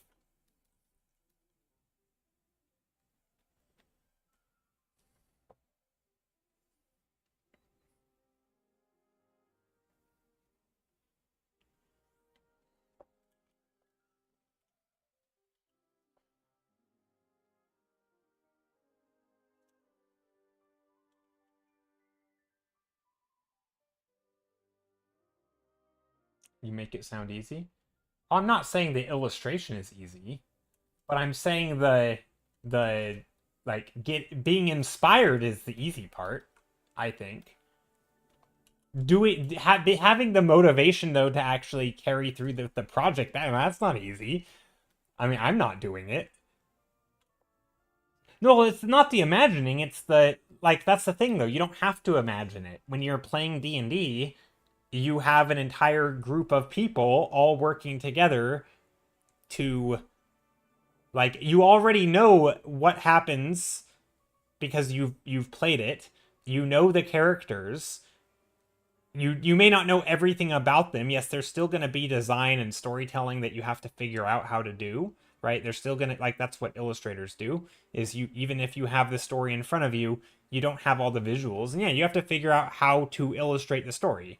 So that's definitely a challenge, but you still know what the story is, and you know the characters, and you know the mood, and you pretty much know more about your own D&D campaign than you would ever need, or than you'd ever have with like just a random manuscript. Like I'm not saying it's easy, but in terms of like the inspiration side of things, I think it's pretty easy. Like cuz the source is just ripe for the picking. I mean, there's so much stuff. It could be anything. Like me and the group, we did on Easter, or more or less on Easter, we played a campaign, and our DM made like a custom, kind of like a side quest campaign kind of thing. So it's same characters, same world, just we basically like an Easter festival.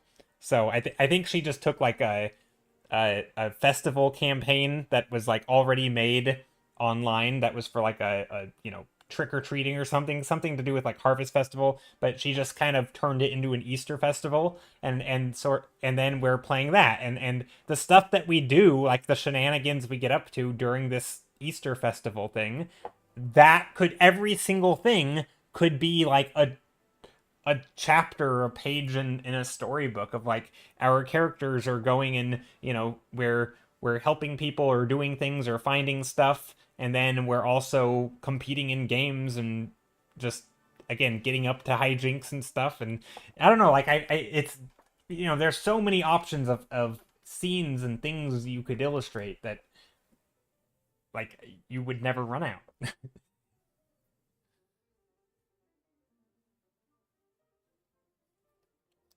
Did anyone watch the fantasy series Legend of the Seeker? No, but it sounds like a Harry Potter thing. I loved it, but some people thought it was pants. I have the books to read, so maybe they are good too. I've never heard of it. It sounds cool. The Legend of the Seeker sounds neat.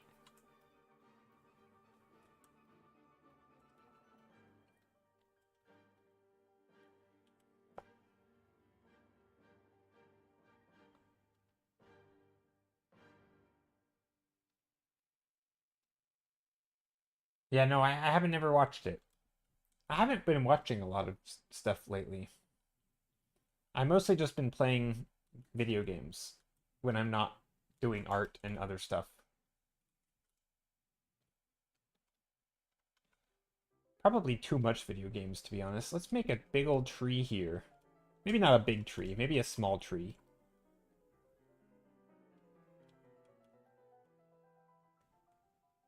Hey, let me Google it. Legend of the Seeker.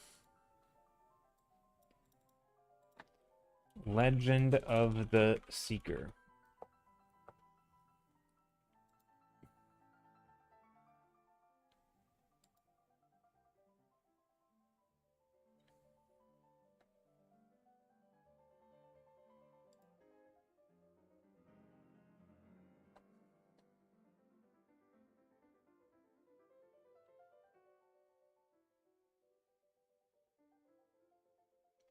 Okay, what's it about?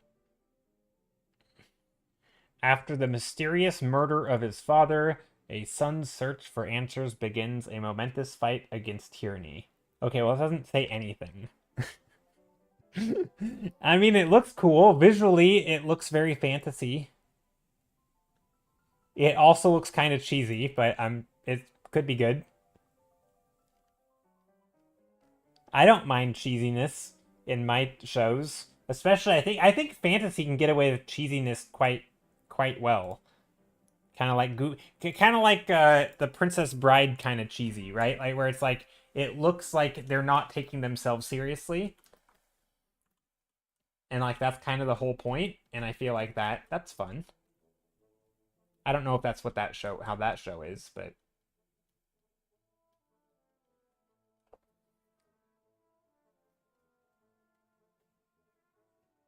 my inner ear itches. Don't mind me as I'm just picking at my ear. Okay. Let's see. It's definitely cheesy. It's like the Z Nation, which I loved. I don't know what Z Nation is. I mean, obviously a zombie show, but yeah, never seen it. I need to watch more shows, I feel like. Let's make this more dynamic. Let's add some big sweeping lines going across the scene. I don't know. Today I'm kind of just I don't know. I'm not sure what's going on with me today. I feel like do I dare say burnt out? No, I don't think I'm burnt out. I don't think that's the right word. I think today I'm just not like I don't know. I'm not sure what it is. I'm not feeling it though. I feel like I I don't know what I want to work on and I'm indecisive. That's what I feel like. Like part of me wants to work on this, but part of me has no idea what I want to do to this, so I'm just kind of sitting here. And then like I am always happy to paint just random things, but I also feel like I want to do more. Like my expectations are like I'm not happy with just this. I want to do more and more and more. And because I don't know what that more looks like, none of it's good enough, you know? Which I don't know. Maybe I think that's what some people call art block. And to me it's just like I acknowledge that it's like expectations. I could paint a tricycle. I could. So could you. Sounds like you need to do some tricycle fan art. You like how this one's coming out? Thanks. Yeah, I'm kind of goofing around with it, so it might end up looking really weird. I don't know quite what I'm trying to do here. All these diagonal lines that I'm adding might ruin it, but I'm okay with that. Sometimes just being bold and doing stuff I think can be a good option.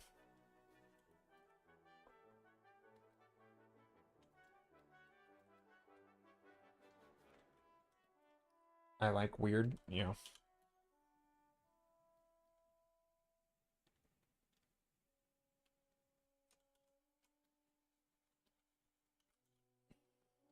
Yeah, I might goof it up though. Sometimes when if I feel like I'm stuck, I acknowledge that just I need to like make things different just to mix it up, get my brain moving a little bit faster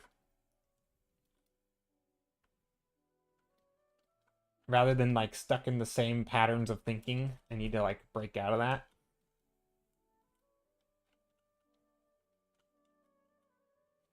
There's a magic card with like it kind of looks similar to this, but it has like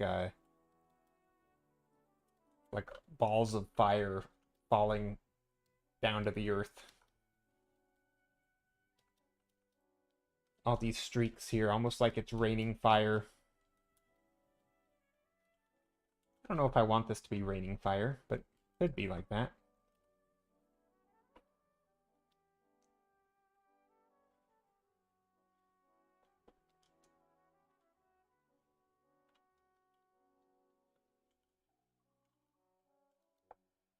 What if I could do this? What if this ooh, this is very dark.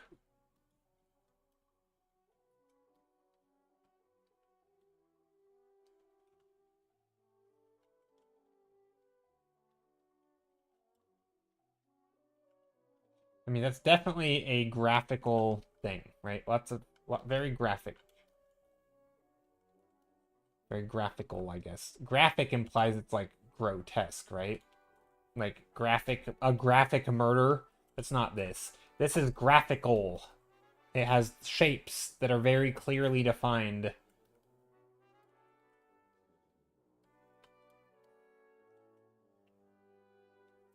What if this is like sandy? This kind of makes me think of sandy desert down here.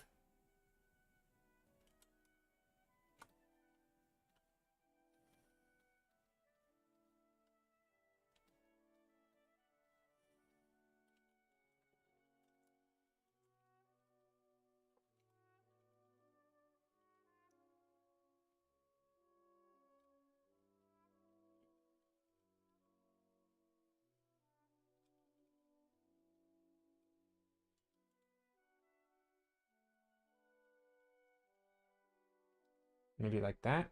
Some sandiness down here.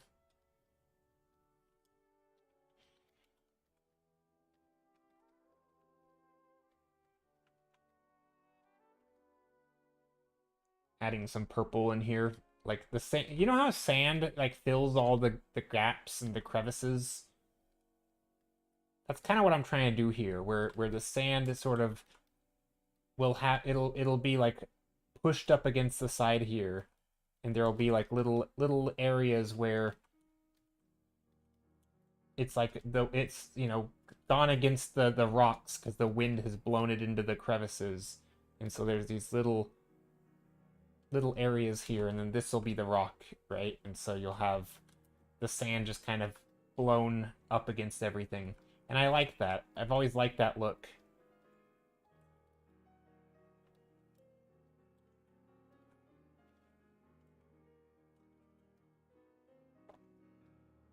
And if this is like sandy rocks, then we're also gonna have maybe little bits of sand like sitting in here, right? Like in the rock.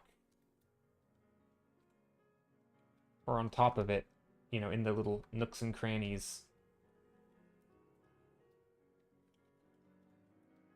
But anyway, there's a little scene, little environment.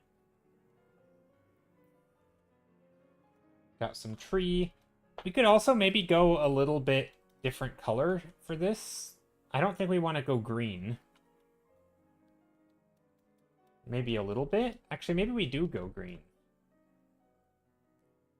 You're so creative. I don't think so.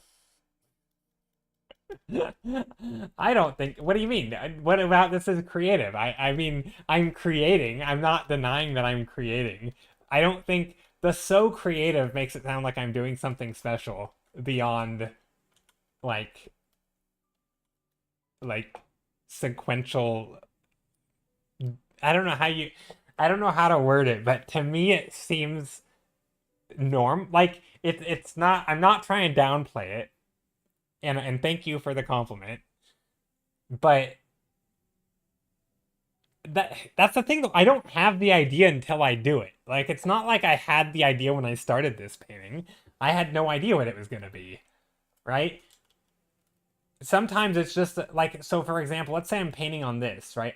Admittedly, this is already very far into the painting, but let's say I decide that this is going to be a bunch of flowers, right? Or here, let's back up, right? I'm going to reverse engineer the process. So let's say I'm painting, let's say I have a sky and a ground, right? And I'm like, okay, let's make the sky and the ground. Now, this is obviously very simple. But then I say, okay, well, what's on the ground? I don't know. And instead of trying to think about, ooh, I've got to have an idea, sometimes it's like, let's make shapes. And so one of the things I'll fall back on is like, okay, well, let's just do a dark foreground and a light background. Okay. And in this case, we're going to make a field. Again, just a random field. Somebody earlier said a bunch of Venus flytraps. That wasn't my idea, but it could be anything, right? Just a bunch of flowers. So we're putting a bunch of plants. But let's say I make a field of flowers, right? So here's all the flowers. And I'm like, you know what? I have a dark background. Let's make it contrast. And so what's a good... Pick a color, Druff. A color that is contrasting blue. Doesn't not has to be color, but it could be like a light orange, light pink, light purple, light blue. It could be a light blue. It could be basically a light color, right? Pick a light color. And once you pick a light color, then you're like, it goes from, okay, light green. So obviously there's a lot of options, right? We could do something like this, and it could be like glowing, right? If we pick the green like this, it looks like it's glowing. And already that's something. What about a glowing field of flowers? And you might say, that's so creative. But like, it wasn't, I picked a random color and it happened to look glowing, right? If instead I would have picked a light green like this, I could make it look a little darker, and this no longer looks glowing, right?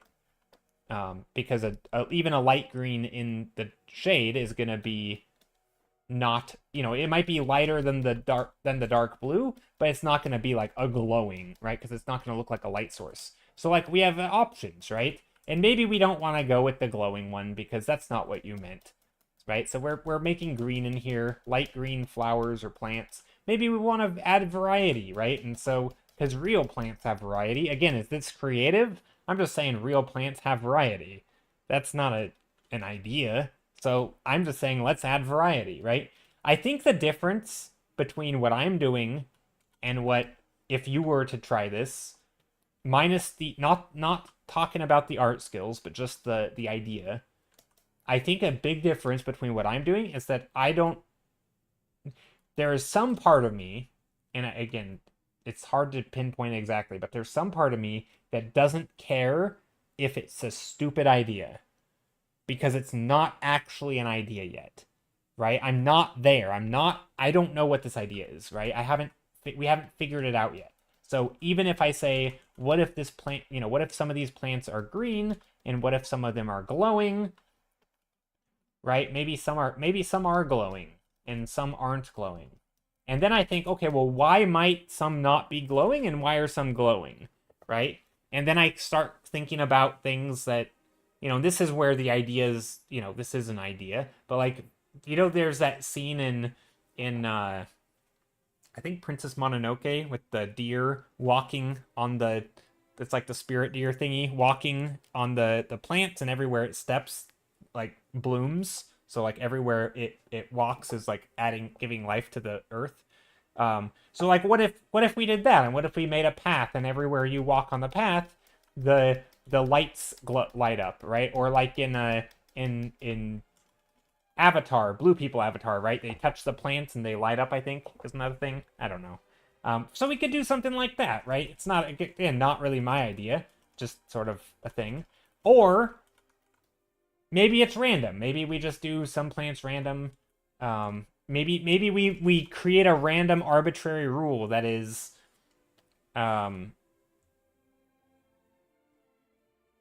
like maybe the arbitrary rule is when a plant gets this high, it glows. When it's not high, it doesn't glow. And so maybe we make the glowy plants really tall, right? And then the non-glowy plants aren't tall, right?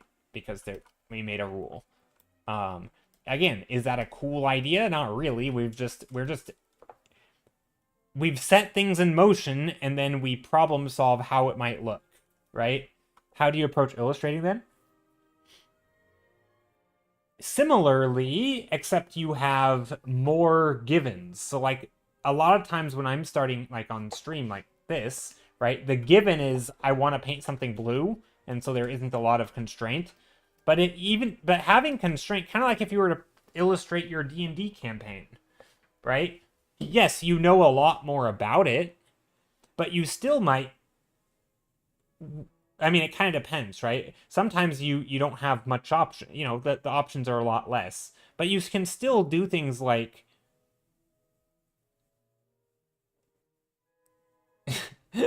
Art Quillian says, I don't know if I call it creativity, goes on to explain extremely creative thought process at length. No, I guess my point is, I don't think any step in that process feels that creative. And I think if you were to do the same thing, I don't think it would feel that creative to you either. But when you get to the end, and then you see where you came from and you're like, wow, how did you get that creative idea? It can look like it was a really cool idea, right? But that's not how that worked. It wasn't I had an idea and I made it. It was I had a bunch of series of things that set in motion, and then sometimes I solved the problem that it set in motion, or sometimes I pivoted to a random thing, or I pivoted to a something else, like something that you gave me. And I think you should value how your perspective feeds into your work. It doesn't feel creative to you because you're well. That no. So the point I'm trying to make, it's not that it. The reason I'm saying it doesn't feel creative is because each individual step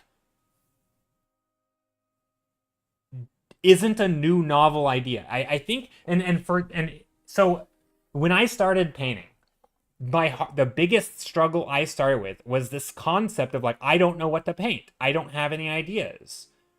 And it's not that I suddenly got a bunch of ideas and now I paint them.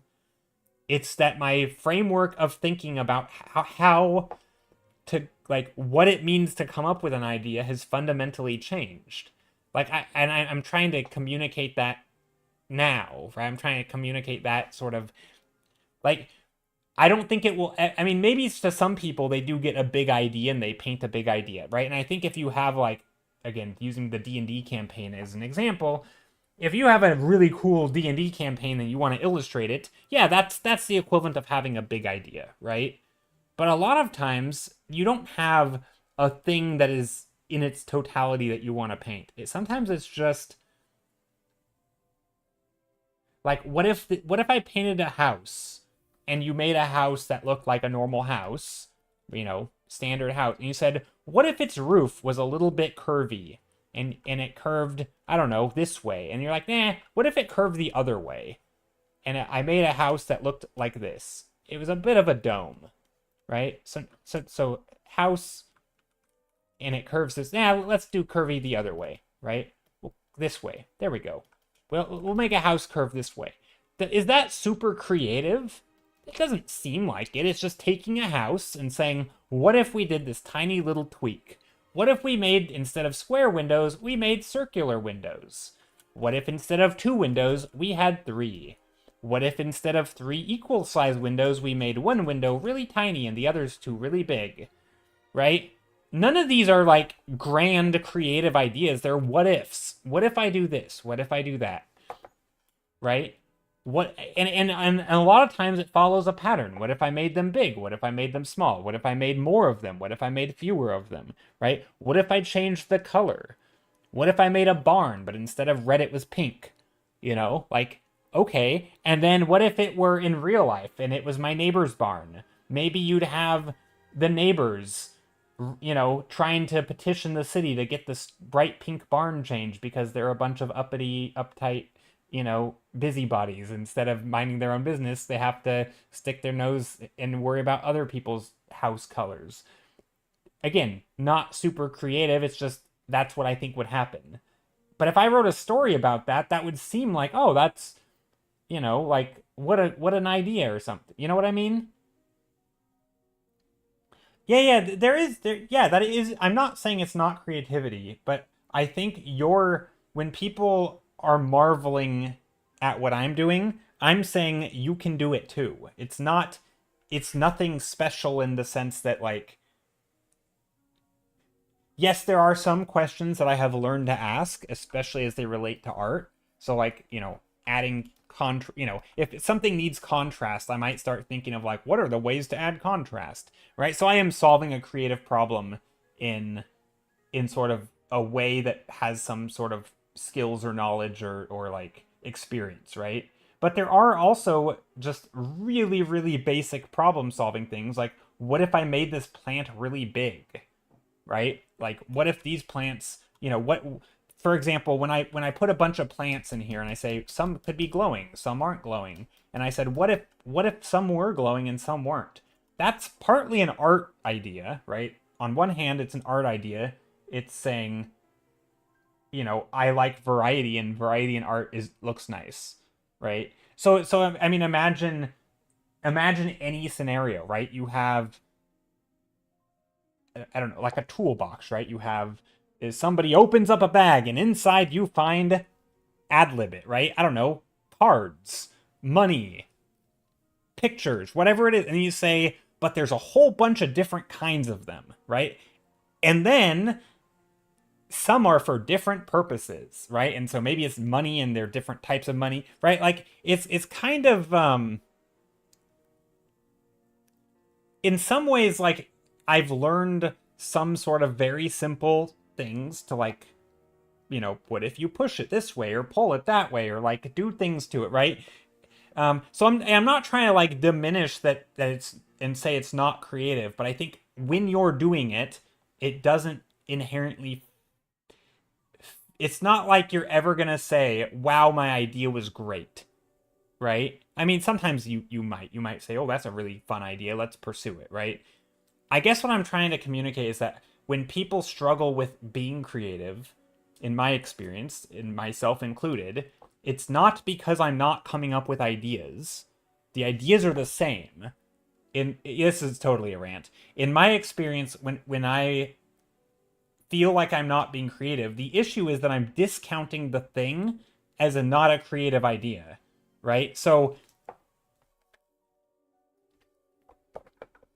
like, it doesn't seem exciting to say, what if this plant was really tall? Who cares? It's a tall plant. Plants are tall. That's not cool. Nope, not good enough. Let's stop there, right? Then the idea never goes forward, right?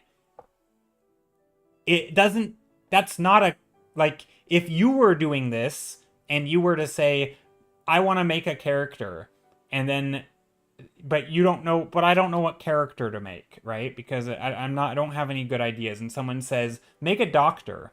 And you're like, that's not a cool idea, right? That's the thing. That's the part that I'm leaning into. I'm saying, what if he's a doctor? And then I go one step further, right? One more step. Maybe he's a doctor for animals. Okay, a vet. What if he's a vet? Again, not creative. Which kind of animals? I don't know. Maybe birds. Wait. Like only birds? Hold up. That's the part.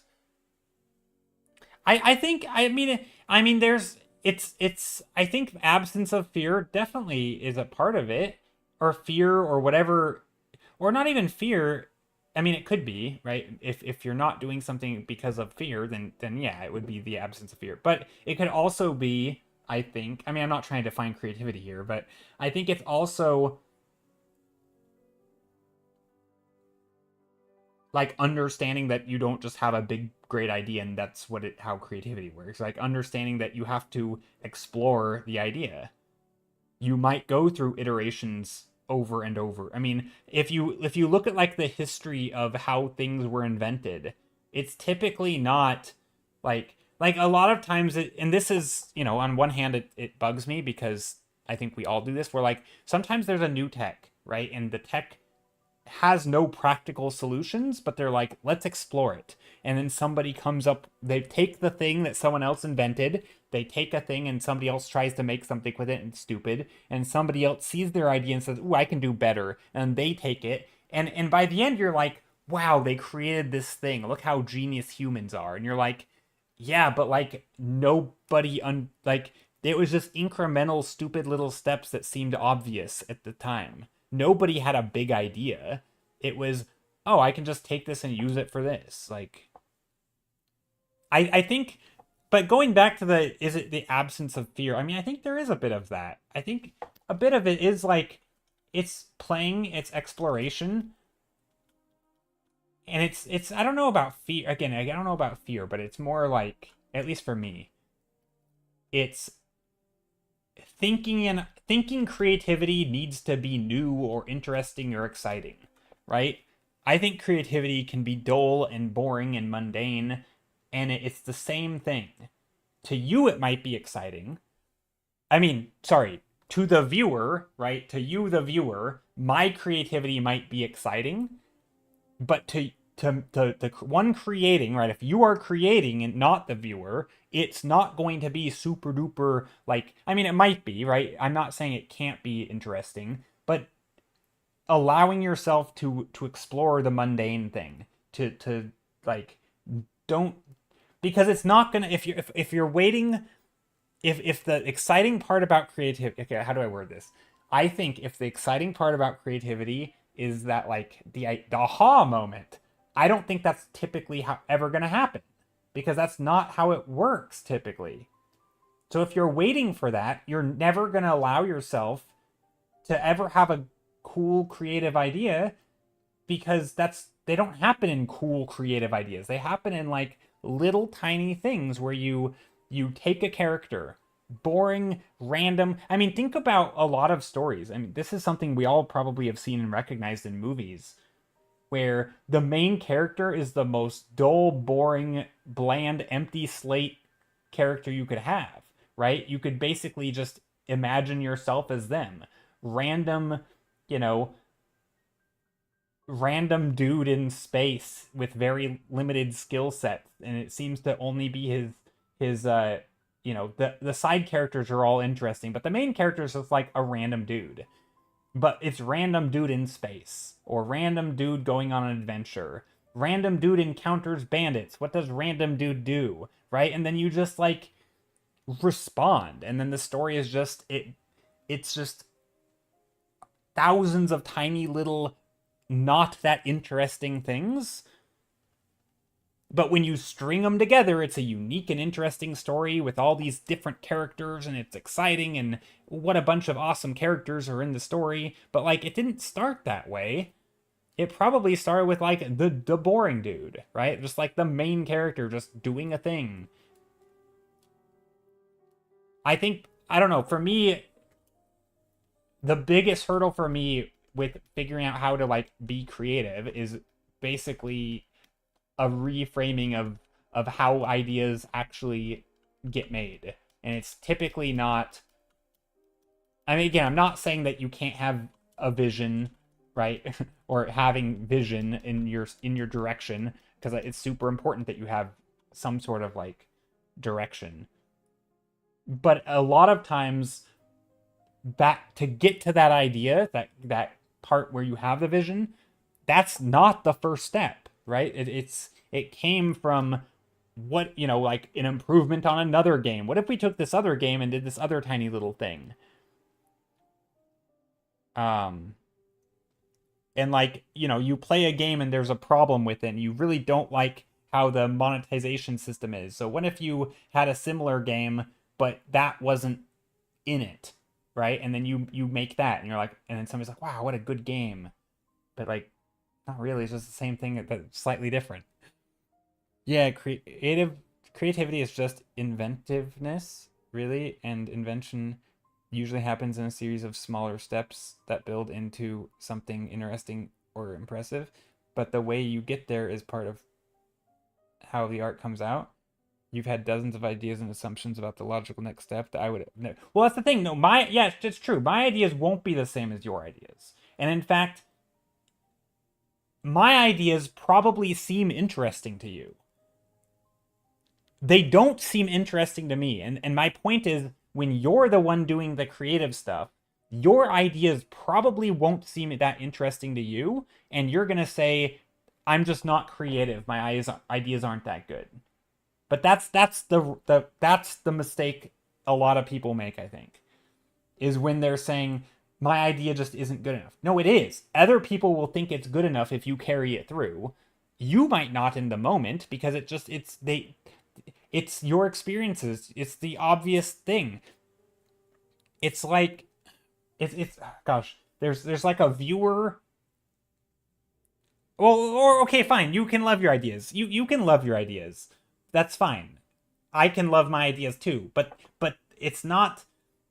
I mean, I like it when the idea sort of like comes about. Like, for example, I like this as a painting, but it didn't start like this as a painting. It started as this had green, this had blue, so let's paint one with red. That's literally how this painting started. Let's paint with red. Oh, what a great idea, Joe. You're a creative gene. No, I'm not. It's red, or in this case, it's orange. But like, it started at because it was red. That was the idea, right? And yes, I made a series of incremental tiny little steps, and to you it might have seemed interesting because you wouldn't have made those same steps. That's fair, because I was the one solving those tiny little mundane problems, but they were still tiny little mundane problems.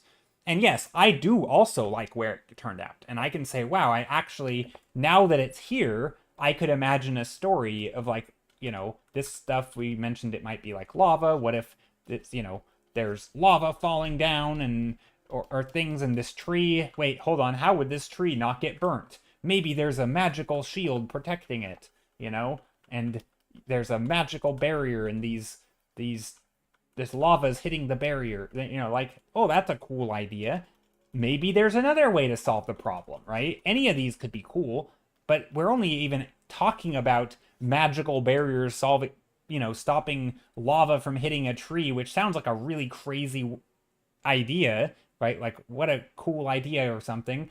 But we're only talking about that because we're 25 steps down the line from let's paint with red, right? We started with let's paint with red. Not exactly the most creative idea now, And so I guess, I don't know, for me, the big hurdle was like allowing myself to play with, like, first understanding what Art Quilliam just said, right? Is like it's stepping step by step. It happens in a series of small steps. Understanding that, and then allowing myself to do the steps even when they sound stupid to me, right? Allowing myself to say, what if I do it anyway? Like it does. I don't need to like the idea, and then eventually I probably will like the idea because I go far enough.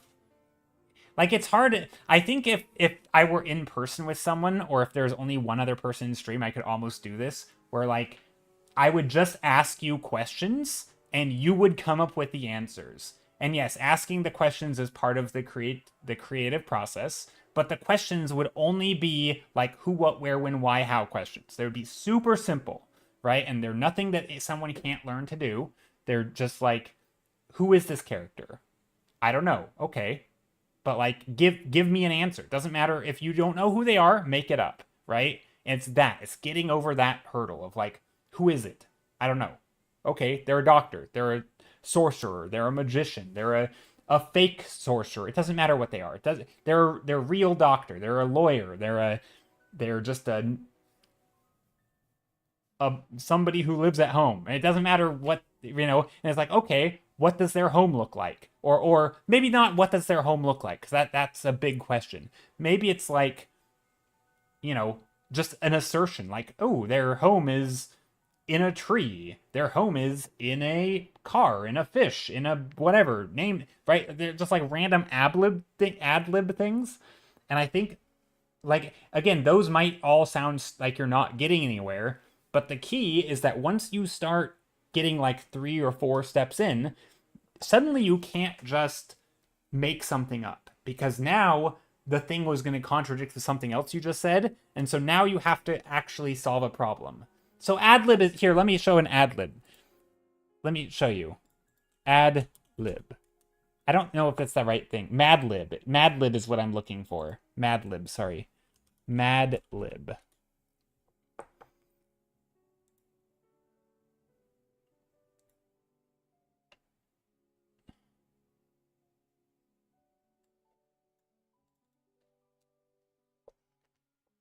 Also, I don't know what adjectives are. Mad libs are like stories where it's things like this. It's like fill all random. So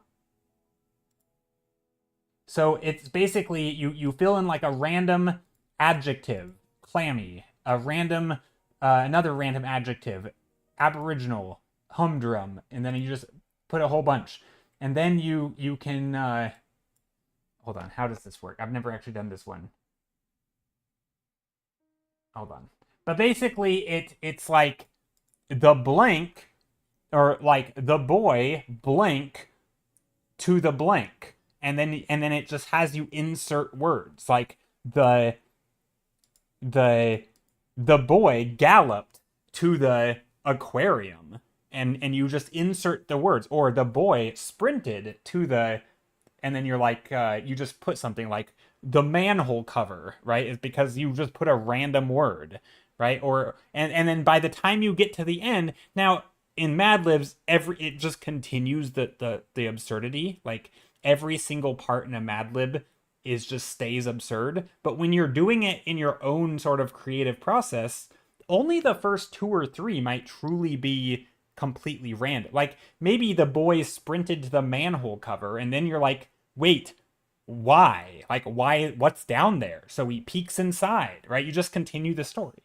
It doesn't require genius, like, it doesn't require some genius idea to be like, if a boy, let's think about it logically, if a boy was sprinting to a manhole cover, there's a reason, right? Maybe there's something inside. Maybe it's open and he's afraid of cars going in. Maybe, I don't know, maybe he lost his toy car in there or something. Maybe he's curious and he's never seen a manhole cover. Maybe he's just really obsessed with manhole covers, right? Like, you could just come up with reasons and then you pick a logical or maybe an illogical reason. It doesn't even matter. Like, you could just keep going on the Mad Lib silliness, or you could make it logical. But the second it starts becoming like tying back to the reasons that he ran there, or tying back to your previous reasons, that's the problem solving, right? So like when I'm talking about coming up with ideas, I am in some way trying to make the past things that I, like the boy blanked, the boy blanked to the, to the blank, right? Ran to the store, galloped to the aquarium, as I said, flew. Maybe he flew. How do you spell flew? Flew to the moon, right? And it's like, okay, great. How did he get there? In his spacesuit, or maybe in his, aquarium. I'm just using the word aquarium a lot, Lewis, I mentioned earlier, is also obsessed with manhole covers. This Lewis guy sounds like a real dude. But yeah, anyway, I guess my point is, I think if you've ever done the Mad Libs, you wouldn't be saying to yourself, "Oh wow, I'm so creative," and yet that's what it's like, a tiny bit of a step away from that. Like, you're just, in some ways it feels less creative than a Mad Lib because the things can feel even more normal. Like,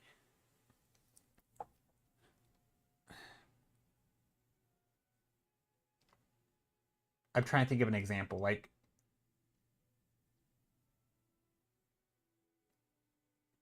if you were writing a story of like someone going to the store on a holiday, but it was a day when nobody worked, and so they knock on the door or something. And what happens? Well, nobody answers because they're not there, right? And so like that doesn't take a creative stroke of genius to come up with that answer, right? Like, you can just kind of infer that that's probably what's going to happen. Or you could say somebody does show up and they're not supposed to be there, right? Because they're supposed to be on a holiday. And like, either way, it's very like yes anding. Isn't that the thing in improv? You just do like yes and. So like they knock on the door and someone shows up. And then what happens? And then or no, it's not yes and. Isn't it like yes, however? Isn't there a word for this in storytelling where it's like,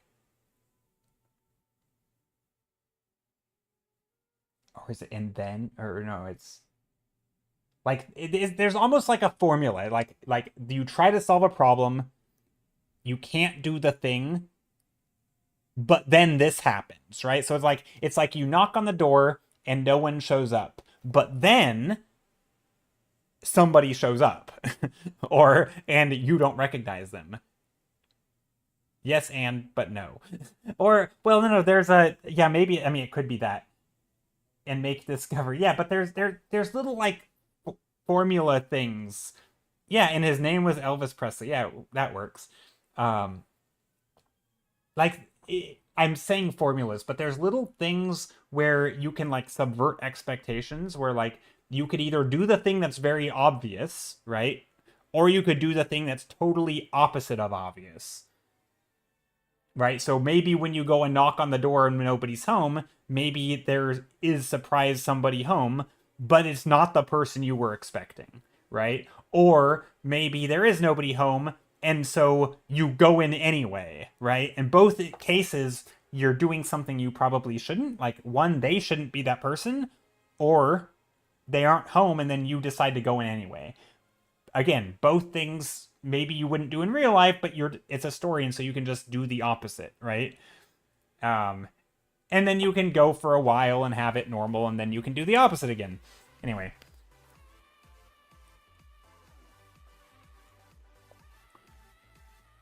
Welcome, Raiders! That Art Jack, how's it going?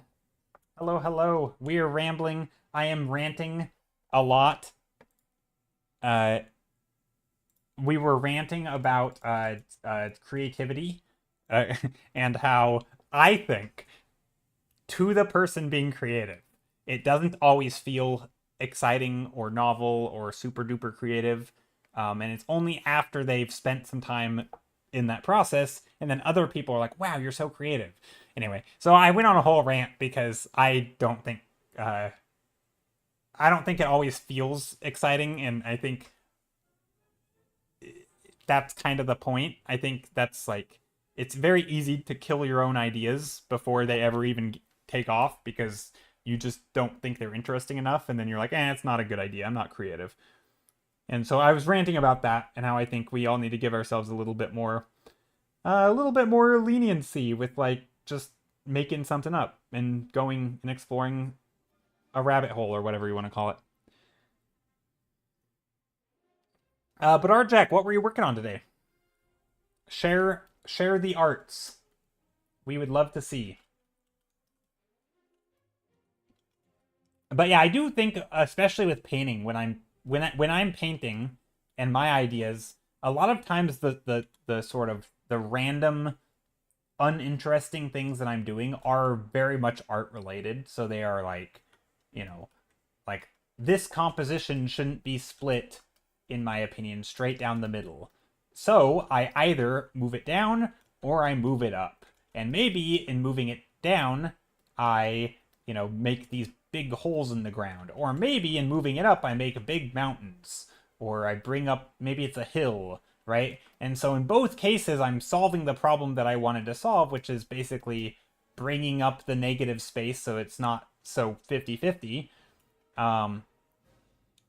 So in both cases, it's solving the problem, but like they're art related solutions. So some of it's just like getting comfortable using art as a problem solving tool.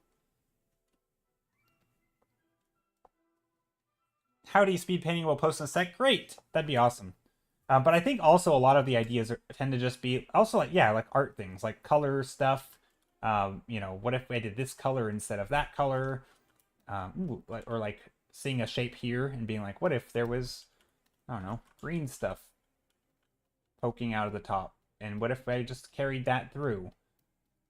Could be lights, or northern lights, or southern lights. Let's take a look.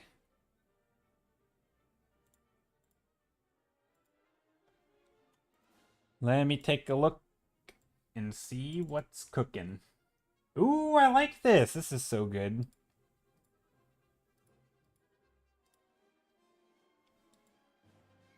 This is extremely cool.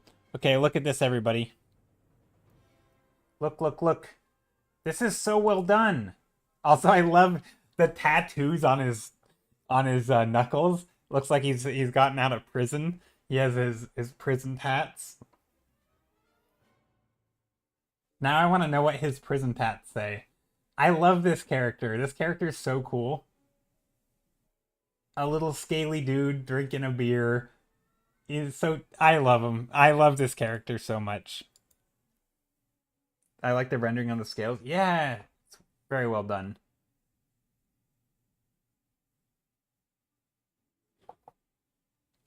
We don't ask about how tattoos work on scales It's just permanent ink. It's like Sharpie. It's just like a Sharpie that doesn't ever rub off. Just permanent marker, man. Good enough. They just don't have anything strong enough in that world to remove it, so once you mark it, it's permanent.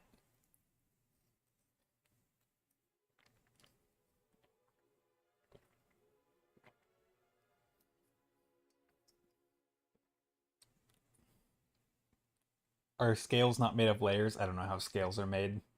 The catch-all explanation of a wizard did it applies here. That works, yeah. He looks like he'd be a chill drinking buddy. He does look very chill. I love this. And it's meant to be a D&D style kobold while having a discussion on how kobolds used to be little green men. Interesting. Yeah, this is super well done.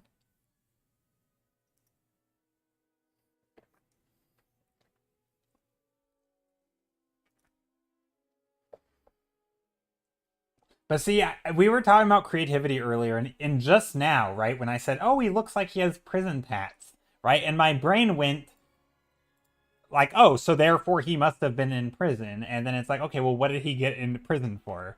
Right? And then I'm like, okay, well, what does he look like? He's kind of in a hood. Maybe he's a rogue, you know? So maybe he's stealing. Like, he doesn't look like he's threatening, but maybe he is. Maybe he's like an assassin. He just looks very unthreatening. And because maybe he's venomous. I don't know. Are they lizard people venomous?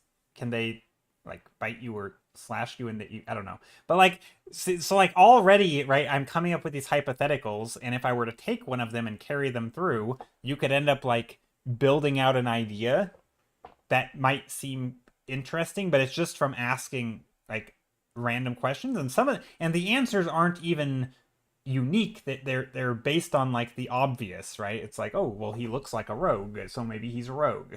And maybe rogues are sneaky dagger people, and so he stabbed some, or maybe he stole something. Again, very like, I'm not even subverting expectations there. I'm just going with the flow. And I think ideas can do that, where you can go with the flow long enough and then you still get to a spot that feels new, right? And that's the thing to me about like, I think sometimes there's this idea that we have to have like do this big grand thing that's never been done before, but I think that's the wrong problem, right? I think that's worrying about the outcome when you're still in the process, instead of just focusing on asking the questions and answering them and building it out and saying like, what if I did this instead, what if I do that instead, and instead of trying to like figure out, is it going to be a good enough idea. I don't know. That's kind of how I'm wrapping up that rant.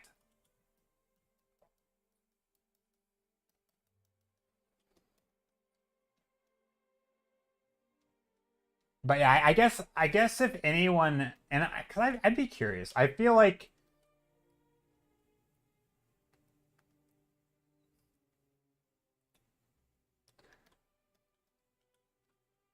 I don't know. I guess I have like, it's not a pet peeve, but I get a little triggered when I hear people imply that like they don't think they're that creative, because meanwhile they're like, spitting out references to movies, or they're just doing things that are equally creative in a way, where you're pulling ideas from different places, you're making, you know like comparisons to things, and you're talking about stuff in a way that to me is no different in sort of how creative it is than what I'm doing. I'm just stringing them together in a very particular way.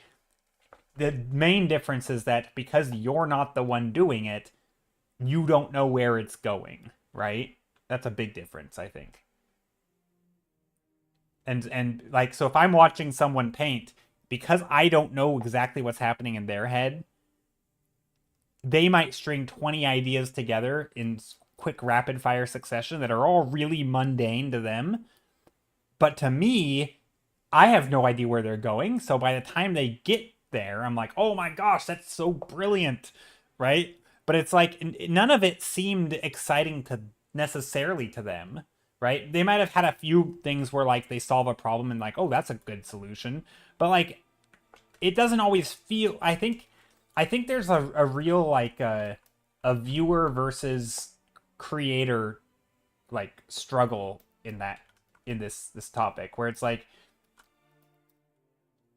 we all, I mean, this is like a comparison type thing, right? Where you always, also very like talent skill type thing where like you have a tendency to look at someone else's end product and be like, wow, how'd they get there? Or they must have something I don't. But really it was just like the incremental step that we kind of ignored. Or like, and we didn't ignore it, but like in the sense of decision making, right? You just aren't in their head and they're going to make slightly different decisions than you. Not because their decisions are better, they're just different because they're not you, right?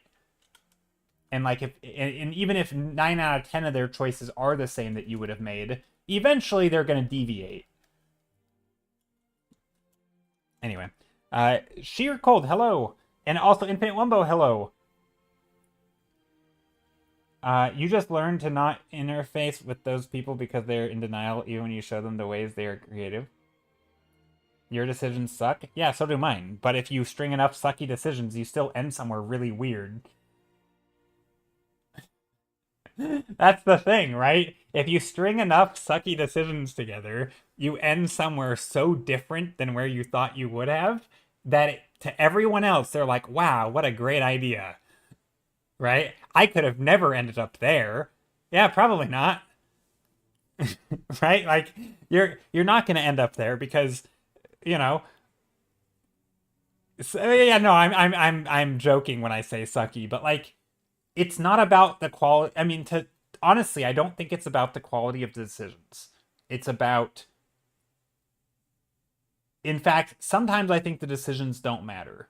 I mean, sometimes I think there's a point where the decisions will matter, but for the vast majority of it, it's more about just keeping the momentum going and then occasionally course correcting in sort of a directional thing, right? So and I think most of the time people have a sense of where they really don't want to go, but if you're not careful, you'll think everything is where you don't want to go and then you'll just steer everything back into the garbage and you'll never actually allow yourself to be creative. So I think you have to kind of there is a bit of a balancing act, I think, of like you want to learn to steer the creative decisions, but not so much that you're discounting them before they happen, right?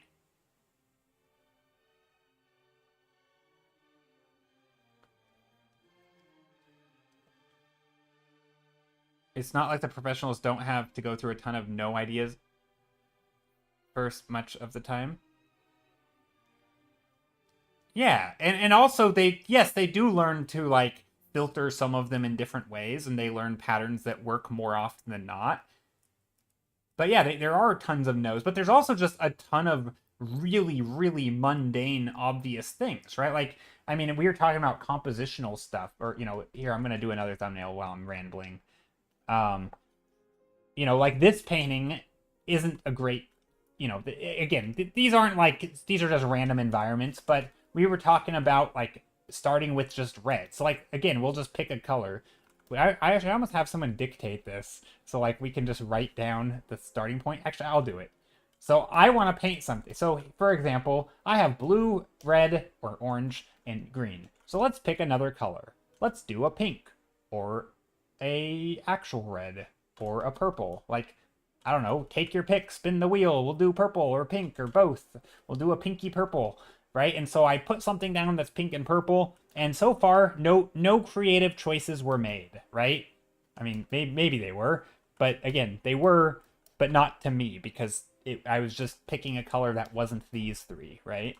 And then I'm like, okay, here's an art thing. Again, this is a art skill axiom, whatever you want to call it, pattern. Again, not really creative. This thing that typically your background is slightly lighter in environments than your foreground. And now already my brain, I'm like, okay, if I paint this thing, right, I'm like, oh, this kind of looks hazy, right? It's atmosphere. But what is a purple atmosphere, right? This is just a question. Again, not super creative. It's just it's just looking at my art and saying, it looks like a haze. Again, okay, great. Acknowledge that, and then I move on. Okay, I need some values, right? I need some light values, I need some dark values. Again, this is an art thing, not really a creative thing, right? Maybe there's some we'll get a little darker in the foreground because we've said that that's a thing. Maybe some compositional stuff where I want maybe I see myself do some things. Maybe I want just play around with random shapes. I don't know, some shapes go left, some shapes go right. Yeah, sometimes you scribble something and you something catches your interest and you're like, okay, well maybe there's something, I don't know, hanging and there's these random shapes that I just made. I don't know what it is. It doesn't matter yet. All I've done is just some basic art things, a little bit of a background, a little bit of a foreground. I could do something like, if something's boring, I can just make it less boring. Again, no goal in mind. But at some point, maybe I make a shape that looks like something. Use this in Tiki. I'm using a Intuos large. But sometimes I'll make a shape that's like, oh, this kind of looks like a rock. Okay, let's make it a rock. And then I'll paint a rock. And I'm like, okay, let's paint a rock. And then I'm like, oh, we don't have anything for scale. What about the scale? Is it a big rock? What if there were other rocks in the scene that were this big? And this was a big rock, right? And it's like, okay, again, not great. Not a great idea. Also, like, the colors are boring. Another art thing. Colors are boring. Let's add some more color to this. We can go a little brighter in the background, I guess. But maybe we want to spin the wheel, add another color. We could go, warm and cool contrast. Again, this is art concept. You're skipping some. I'm probably skipping. I am skipping some, like some perspective. I'm skipping some perspective steps. I'm never going to be able to explain all of it because there will always be steps like art knowledge of like how to draw something in perspective, how to draw, shapes. I'm not saying that the painting is easy, right? Painting is hard. Painting has a lot of knowledge and skills and stuff. But the creative part, the idea part, I still don't have an idea. This is just like a thing hanging. Yes, it's true that I'm drawing the thing hanging and slightly in perspective, and maybe I do certain things. But why do you need things for scale? Well, you don't. But oftentimes, again, this is where these are like patterns or things that I choose to do. A lot of times, so for environments, I have some things that I want to be true, right? I think scale is important so you can feel like you're in the scene, so you can understand what you're looking at. If you don't have scale, then you get confusing perspective, and confusing perspective is not clear. And typically, you want to be able to understand what it is you're looking at. And so having something for scale... Now, again, there's 20 different ways to show scale, right? You could just make the thing an obvious thing to begin with. Like, if you make a microwave, people will probably understand the scale because they know what a microwave is. Or if you make a tree, they'll assume it's a regular sized tree. How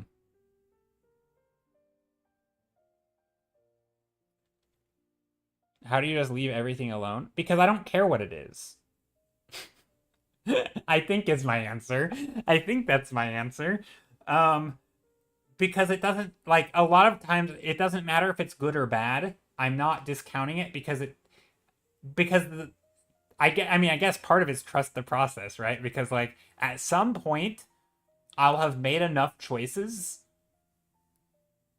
that something just starts to make sense. Like it's like you get enough critical mass of decisions. It's sort of like a big puzzle, right? If you fit enough puzzle pieces, at some point the pieces remaining have to go in their special spots. You can't just put any random piece anywhere. Only certain pieces will fit. At first, though, like if you pick up a random piece of a puzzle and you have an empty table, you can put it wherever you want. And it'll work. It'll go there.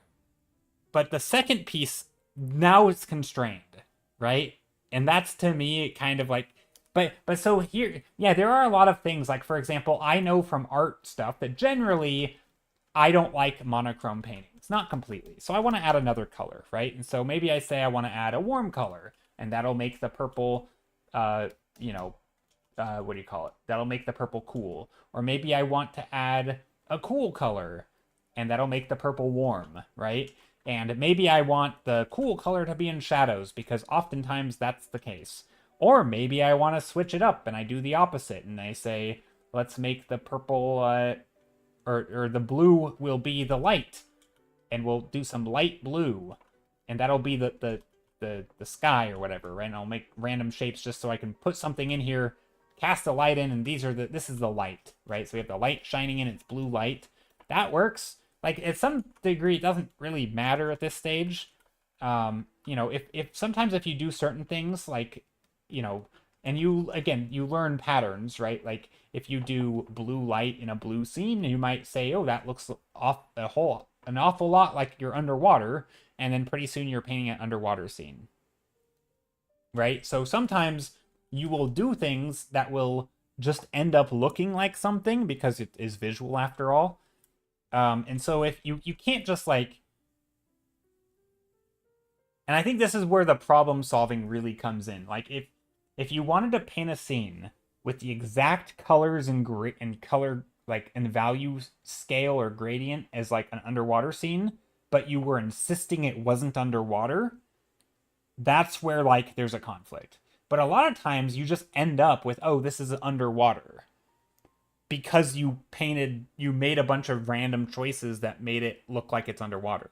And then you leaned into the fact that it looked like it's underwater, right? So it's not, so at no stage did you say, I'm making this underwater. There was just a point where it looked like it was underwater, right? So for example, if you wanted to add like, you know, dark foreground and a blue light coming down, like I was saying, right? If at some point you say this kind of looks like it's underwater, that's where you might make a choice and you say, sure, it's underwater. Now it's underwater.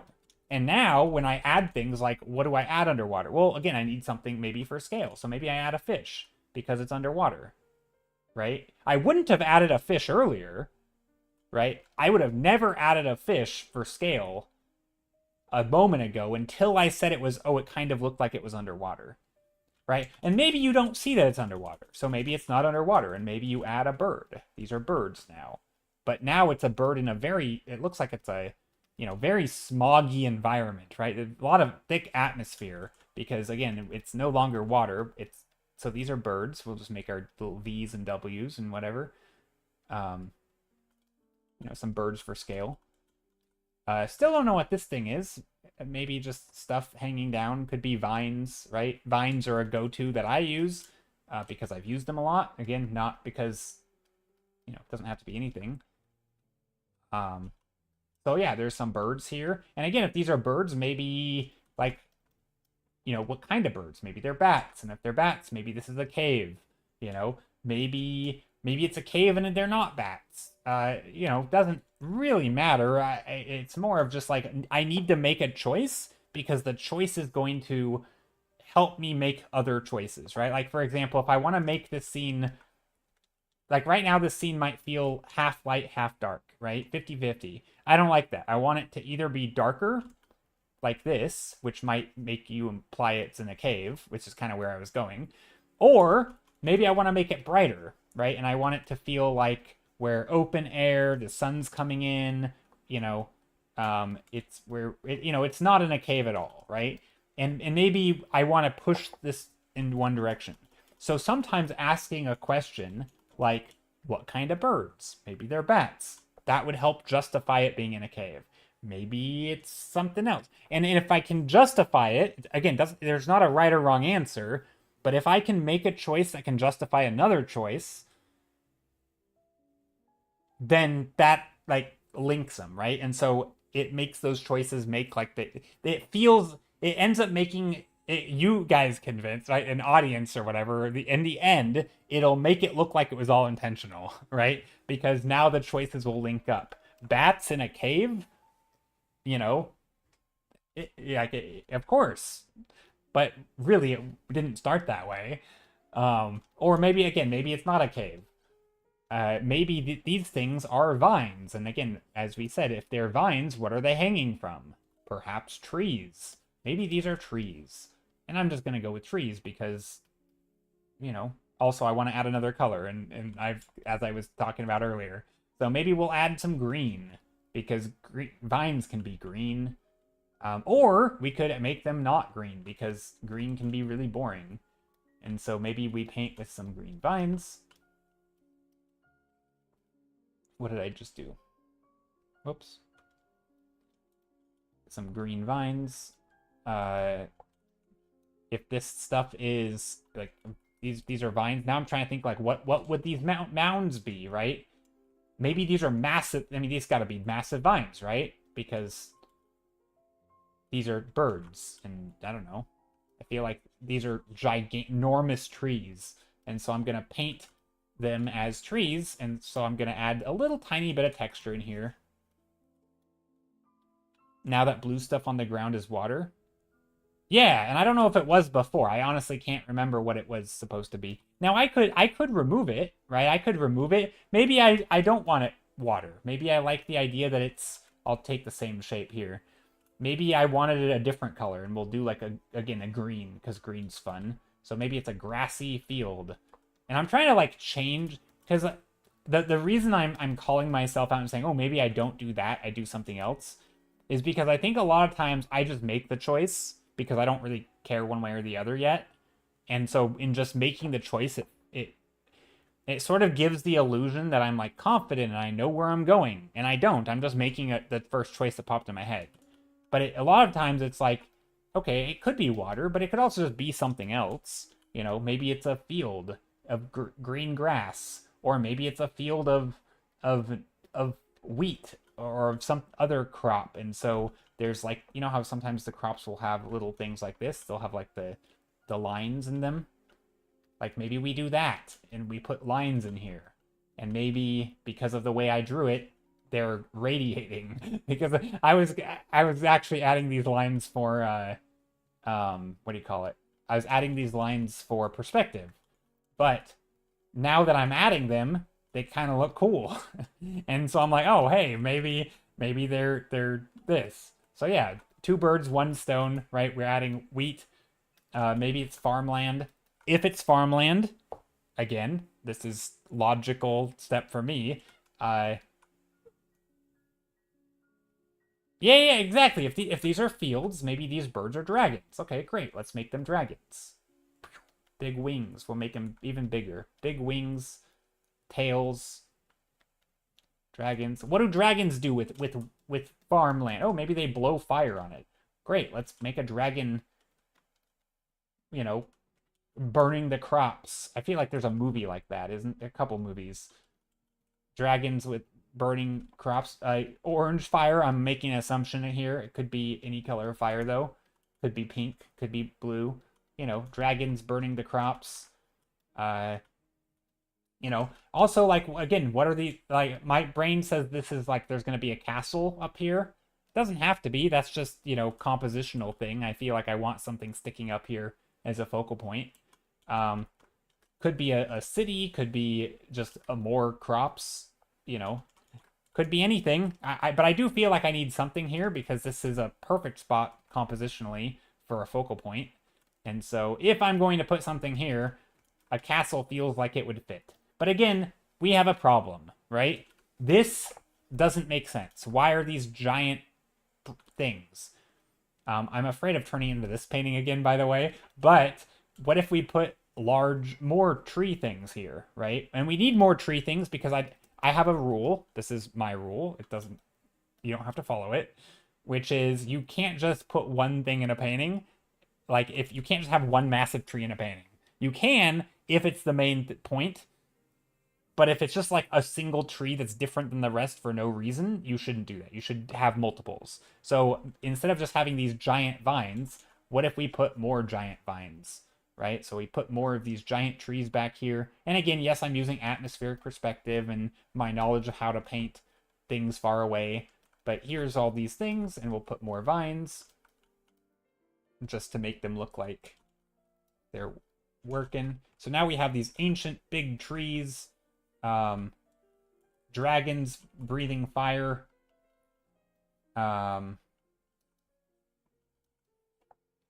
Again, I'm kind of doing some compositional stuff right now, but yeah, maybe dragons breathing fire. Also, this dragon got yeeted on accident. Let's add him back here.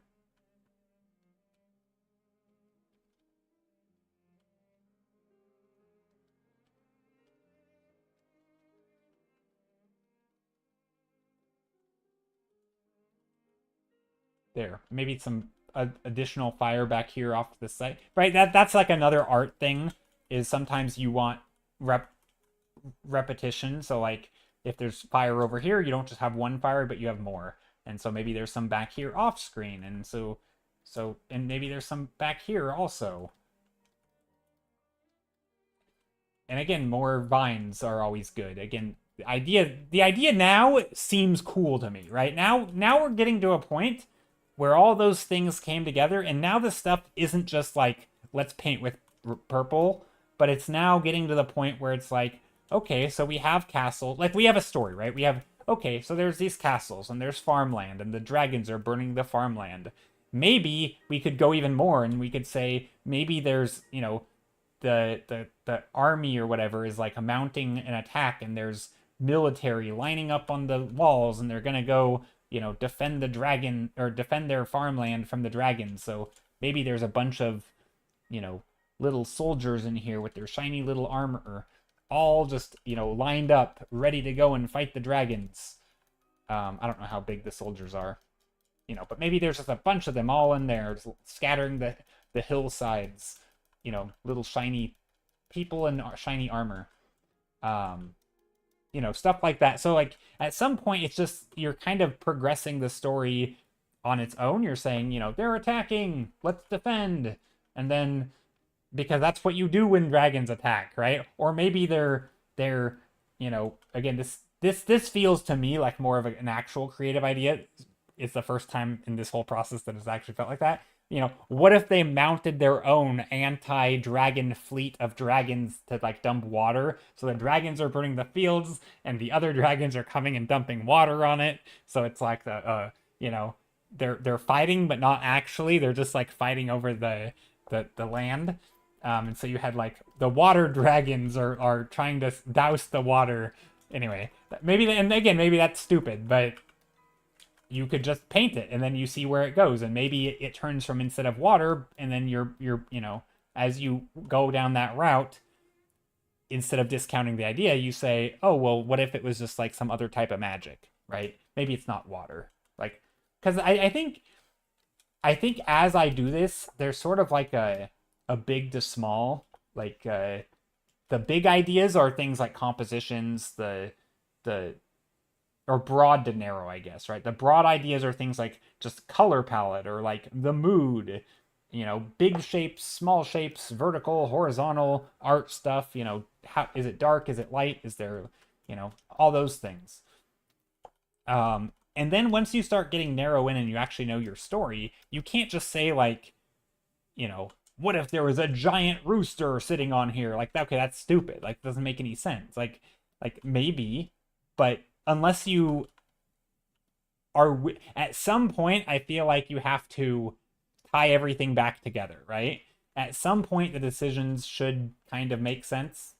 And I think you could put a giant rooster up here if you wanted, but then at some point you would want to, like, you know, bring the story around it. Like, what is, maybe these things are attacking the rooster, and then they're the chicken people, you know, the kingdom of the rooster are defending their kingdom, and they all have their, you know, rooster hats on or whatever. I don't know, but like at some point you would want to bring it all back together so that it kind of makes sense.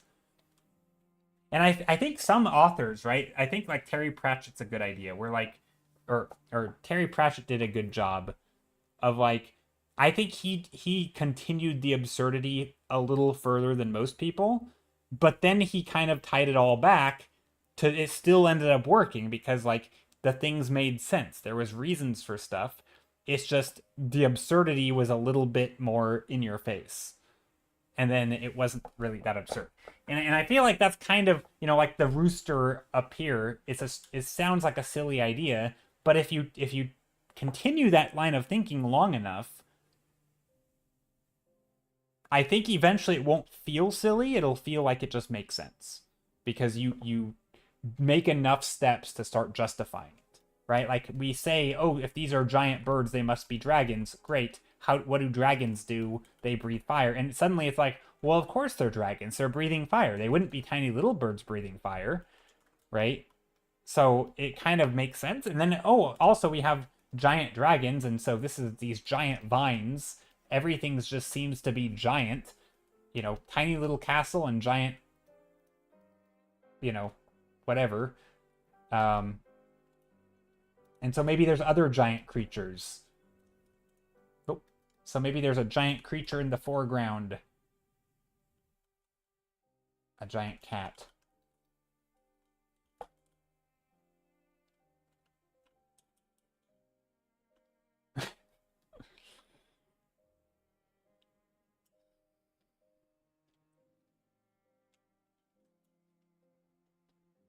But yeah, like I think at this stage though, it does feel pretty cool. Like there is this thing, and this is something again. I don't know if other people experience this. I don't think you would for my art, but I think in your art, when you take your own path enough steps, it starts to get personal. Like it starts to become because you made it, right? And you've invested the time and the effort and the you've put in that time of making those decisions incrementally. At some point it becomes like this is yours, right? And that's where I think it starts feeling cool and like it starts feeling like wow, this is my idea. But at the first it never feels like that. It's just like it's a random stupid thing. So I don't know. It's weird. Again, I don't know if everyone's like that. Maybe not. But I do think, yeah, it's something. I don't know. It's something I both feel strongly about because I on one hand, I know that the basic things I'm doing are truly basic. They're nothing. I mean, again, there are some art specific skills, right? So if you don't know perspective, if you don't if you there's some things that if you just don't have experience with, you're not going to be able to make the same choices. But it's not the choices themselves aren't. I don't know how to word that. I don't know how to word what I'm trying to say. Like if you were a plumber, right? The choices you make when plumbing are going to be different than I would make because I'm not a plumber. But they aren't necessarily like super duper creative in the sense that like for a plumber, right? So like I feel like for an artist, the things I'm doing aren't super duper creative. They're just like run of the mill. I mean, some of them might be advanced. I don't think they are, but they're kind of just like, oh, here's a compositional idea, or here's a storytelling device, or here is a color theory thing, or here is a whatever. That's how I think about it.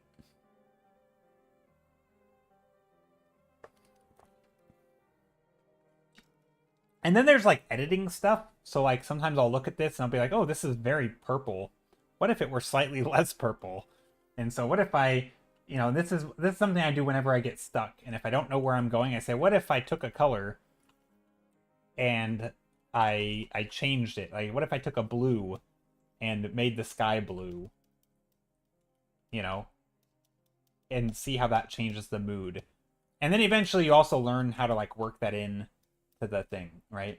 And then sometimes I do something like this and like, oh, this is it looks cool, but now I have to justify it, right? Just like I would have to justify if I made a giant rooster on top of the castle. Okay, so what is why is it blue, right? Is it magic? Is this just like moonlight? If this is moonlight, where's the light coming from down below, right? Maybe there's a light coming from in here, right? That's like lighting these areas up. Or maybe it's not moonlight. Maybe these are like glowing crystals instead of vines, right? And so there's some sort of like weird thing. Or it's just moonlight. It's just moonlight. I'm kind of thinking it's Moonlight because it looks cool. And so maybe if it were Moonlight, again, maybe I'd make some slightly deeper shadows in the foreground especially.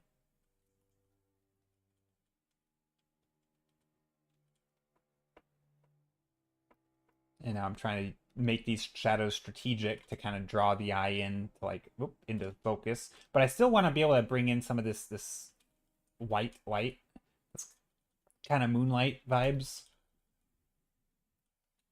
Maybe on the parts of the castle it's gonna be lit with moonlight. Which will also give me opportunity to like shape the design of the castle. But anyway, at this point, I'm like the idea is done, right? Like, I mean, not really, but like the idea is basically done. And it's more of just a matter of like designing now. To switch over to design mode and design the shapes of the castle, figure out who. I mean, I guess there's still like idea development, like who lives there, what is this kind of castle. Pulsetone, how's it going?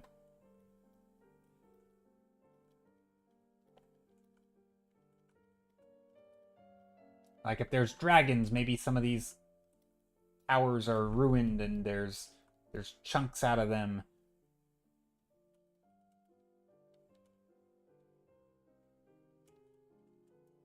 Or if I don't like the mood of those towers being destroyed. So, like, I guess there's still a lot of development. Always good to hear your thought process. Yeah, I'm trying to talk through it. I don't know if you just popped in, but for those who haven't been here for too long, we were talking about like coming up with ideas, and I've sort of been talking about how for me it doesn't really feel like each idea feels oftentimes very like obvious. Not in like it's obvious to me but not to you, but like each idea is sort of a natural progression of like some basic thing, like my painting's too dark, let's lighten it up, or my composition's not balanced, let's make it more balanced, or the shapes are all big shapes, let's make some small shapes. And by the time I get to the end, you end up having some idea has emerged, and I've started constructing it, and there's suddenly you start coming up with simple story solutions, and every part feels like a natural progression in a way. But after you go 30-40 steps or even more, you end up getting somewhere that feels interesting or unique and creative, and it's like, whoa, when did the creativity happen, right? It's like I don't remember it happening. It did incrementally and in totally mundane. I mean, there are a few things, right? Like I took Drufzilla's idea. They said, what if instead of birds for scale, these were dragons, because this was a very big field. I drew very chunky lines for it. And so we made them dragons, and then dragons burn fields, and so bing, bang, boom, we got here. And I feel like that's, I don't know, that's pretty much how I do things. Obviously, if it's like if it's a commission or something, or like an illustration for a thing, with a prompt or a goal in mind, it's obviously going to be a little different. But it's mostly the same. I mean, that kind of problem solving, I feel like, is... yeah. But yeah, hope you're doing well, Pulsetone. Yep, just tuned in. Yeah, I see what you're saying. It just requires knowledge and a huge visual library. Your storytelling is oh, thanks. Yeah, I mean, I think there's definitely a lot. I would say, especially the way I paint, the vast majority of the small decisions tend to be art stuff. So it's like pulling from, I don't even know about visual library, but pulling, because you can, but pulling from like art specific problems, like the concept, for example, of like not having a painting that's half dark half light, but you want it skewed to one side, right? 80-20 or 20-80 or 70-30, whatever. Just pick an asymmetrical ratio and do that, right? That's an art concept. I don't know what you call it. It's just an art thing. A lot of the choices that I make in that incremental process are that, right? It's just art stuff. And then there's a few things like, again, birds for scale. Great, I make a bird. And then I say, what if it wasn't a bird? So that to me is like the most, what people, I feel like people would talk about is like a classically creative idea, you know? Like that sounds more creative than let's make my painting slightly more bright. R Draws, how's it going? Holy Holly. R Draws, long time no see. Hope you're doing well.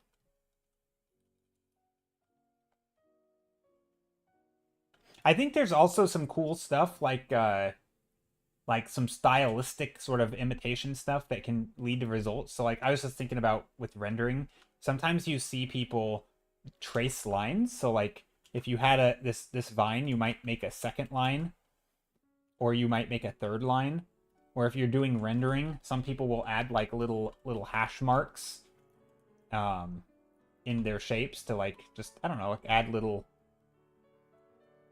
like it's almost like a softening thing. But sometimes people add stuff like that. Sometimes when I add those things, it'll actually give the impression like, oh, this thing has like a texture to it. So sometimes I'll do things like that just because they're fun and it's a fun visual like shape to make. But then it will also inform my design because the design itself looks like it's changing. Roxette, thanks for the follow. I love the effect of orange glows from rooms' windows, such as old paintings and smugglers' harbors at night with moored up galleon with the folks glowing lamps glowing from the night windows. Yeah. The cool with the warm glow. Yeah, it's a great vibe. See, and that's like a good spot to start, right? And I might start a painting there where the first thing I do, well, is give myself canvas space.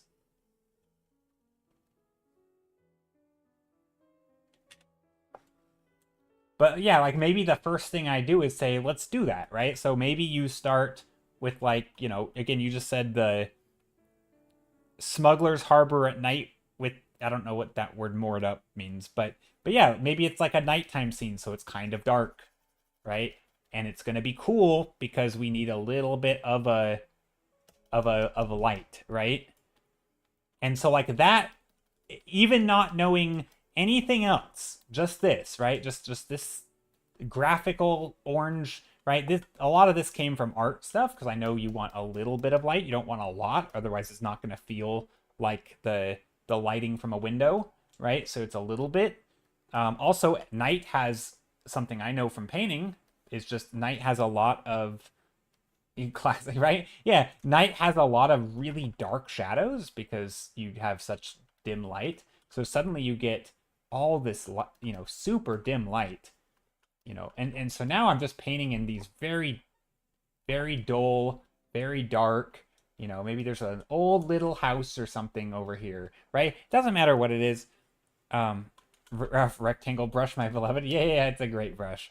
But like sometimes you just start with the thing and you start making shapes and you can start getting a vibe. You know, moonlight oftentimes has I'm just making random shapes. I can only talk so much when I'm doing this, but you know, maybe you have the moonlight coming in, and so you have whatever shapes you have. You know, you have moonlight on the walkways with a place with a little bit of light. Maybe there's more over here, or you know, maybe there's little tiny things. And again, I don't know what I'm painting yet. I'm not trying to paint exactly what you said, like a harbor or ships or whatever. You could put like boats in here or something. But I was just like taking that starting point of like the color palette, and then making sure that I have enough dark shapes because again, it's supposed to be at night and night has dark and you know all that. And maybe I don't know how to paint the orange glow, so I go a little bit more red and I try to bring out the glow with a glow dodge or something. And maybe in doing so, I make something that accidentally looks like a portal. And so I'm saying, okay, let's turn it into a portal at night. right? So we have a big portal. So now I'm thinking about, okay, how do I stack these stones to make a cool looking portal?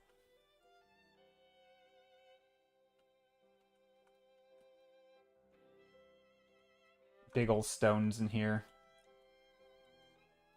But anyway, that's kind of the thought process there, is sort of like just kind of it can start with something so simple as a mood or a color palette or a part of an idea. I don't like those shapes. Let's make the shapes less weird. That color dodge. Yeah.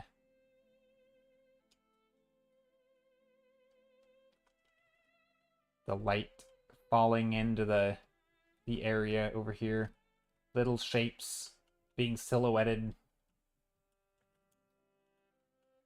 That's another thing, right? Like writing the way Sharky just did, sort of trying to write it poetically, just like using flowery language, can give you imagery ideas that maybe you wouldn't have otherwise come up with. Glow Dodge, also my beloved. It's great. Glow Dodge is amazing. But anyway, I don't want to continue this painting anymore. I actually like this one. And I think I'm about... Maybe we work on this painting next stream and we call it a day here. I'm a little tired.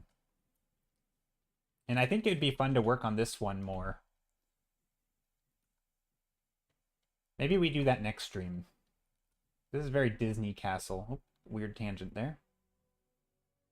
There.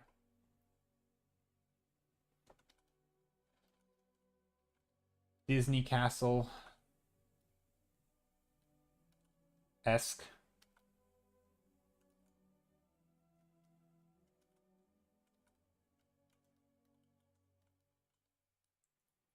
But yeah, this would be a fun one to work on. We will just make it, we'll stretch it, and then we'll just start rendering it. That'd be fun. Art came out great. Thanks. Yeah, I had fun with it.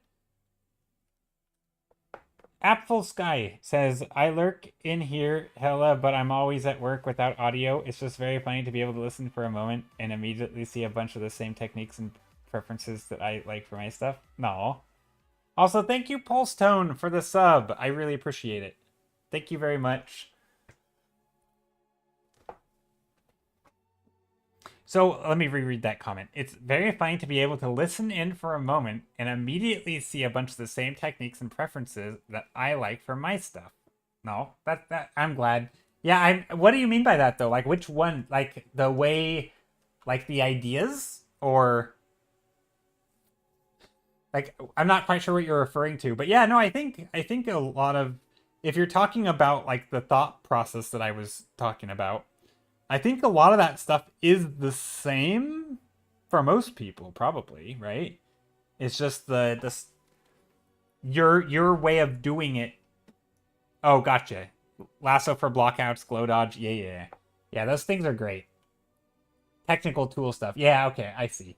Yeah, I use lasso for, or like the ground plane, making things into the horizon, bigger shapes in the foreground, so that when I, if I want to do like a simple shape, it already adds a sense of depth and perspective. A little bit darker foreground, lighter background, and all of a sudden you can get like a, some sort of environment pretty quickly. So I think this kind of thing it's definitely fun. It's very like speed painty, sort of. Yeah, big square brush that's capable of making opaque shapes. Yeah. I think it's pretty basic. I like a little bit of texture on my brush too. A little bit of texture on the brush is always good for, I don't know, creating a little bit of chaos, especially early. Sometimes I also like the way that it can mix colors randomly. Like if I'm just layering random colors in here, sometimes you'll get little bits of like speckles of things poking through that can kind of give an impression. Redeemed chosen emote sub unlock. Oh. Nice.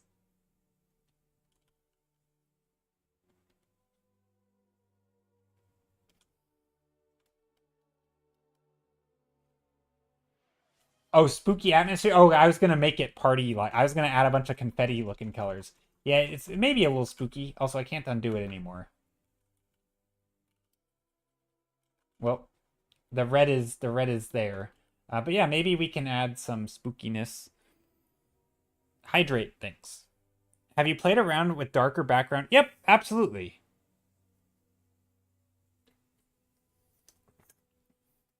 I have. Also, Hi Just Fiction. Yeah, so that's another thing when you're talking about the creative stuff, right? That's another one that is common. Instead of doing your light foreground, what if you reverse it? And then it looks like flash photography. It looks like you're at night and you have, you can't see very far, but you can see right in front of you and it looks like there's, like a tree is in the front, and as it goes further back, right, those things get less and less clear. So it's almost, yeah, it's like a flash photography headlights kind of thing. I don't know how headlights look like that, but yeah, that's a good one to do. Here, we'll reverse gradient it. It's also like good for underwater stuff, right? If you want to make like a scene that looks like it's under, I'm sticking to really simple shapes right here, like trees, but it's good for like, yeah, it can look like you're underwater, like a deep sea diver kind of thing where you have like that light right in front of you. You can also put, you can still put some darker shapes in the foreground, right? Um,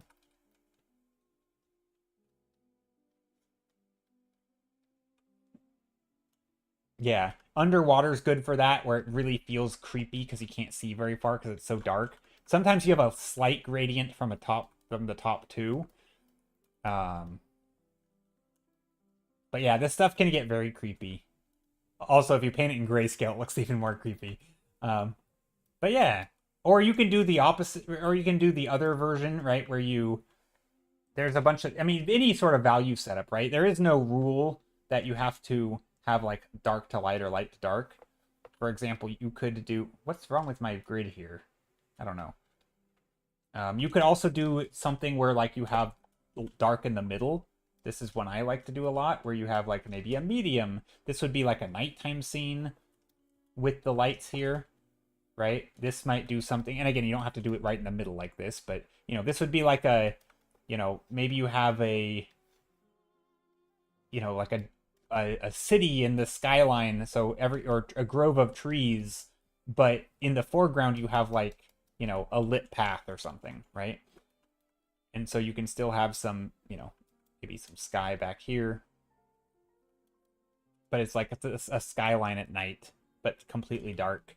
Or you could do the opposite and you have the light, you still have the dark in the middle, but now this is like this, and this feels like a daytime scene, but everything's in the shade.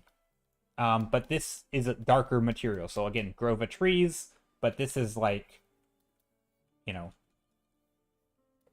slightly not as dark, right? It's like this is a field or something. And then you have this grove of trees. So I think something like that. Hey, Sharky, thank you so much for the sub. I really appreciate you. And I think different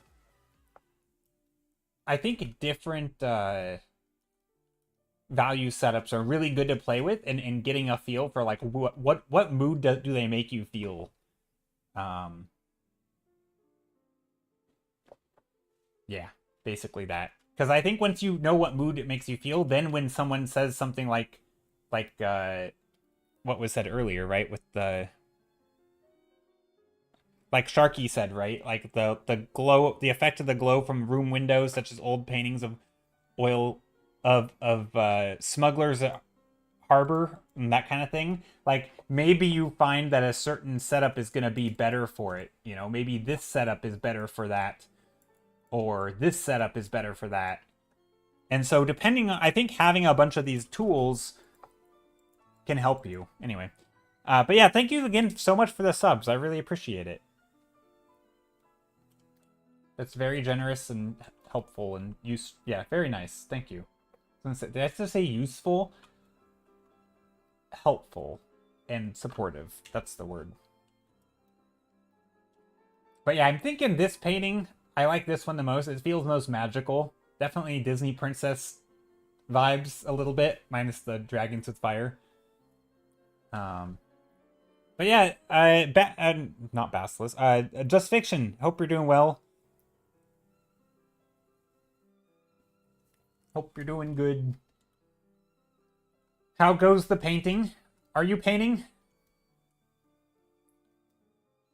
Also, I don't know what your schedule is. When do you stream, by the way? I'm gonna go take a peek at your channel. Do you have a schedule? I don't actually know when you stream, and I feel like I always miss your stream.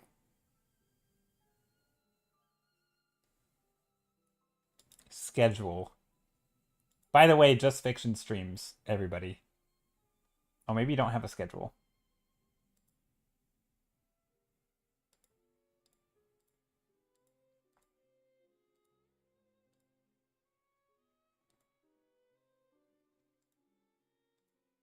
Okay. You're migraining today. Oh no. That's not good. I'm feeling a little, I don't know if it's crummy. Maybe I'm overheating. I'm a little warm. I should probably be wearing a short, I mean, this is a very thin shirt, but maybe I should be wearing a short sleeve shirt. I don't know. Today's been a little bit off, but I'm having fun. But I think I am gonna end stream. But yeah, we did these paintings today. We also worked a tiny bit on, not this one, on this one. So this is the painting I started with. I was gonna do it like a render stream. All I did, literally all I did today was add a little bit of light to better frame the subject, and then added a little bit of shadow, and then did like a tiny little paint over just to like frame the scene. So that's basically all I did was just this. Just a tiny bit of a reframing to make it read better. If I were to make it smaller, you can see just the shapes are a little better, more clear. If I make it real tiny, just makes it a little bit more clear. And so that's all I did. You deserve my sub, dude. I have learned so much from your waffling. Oh, thanks.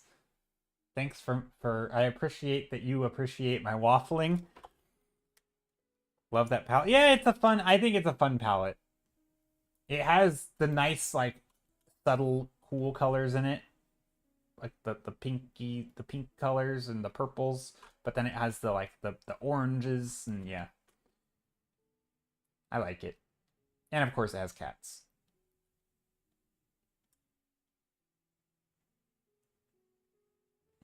Did some game studio contact you? Like recently? No, not that I know of.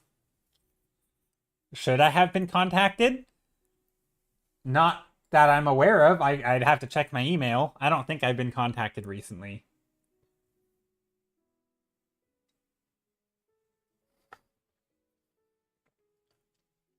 I did reply to a scammer a while back. Which was some junk email, but it was fun because to go back and forth. Did I shared something? I think that was a couple months ago. You have gotcha.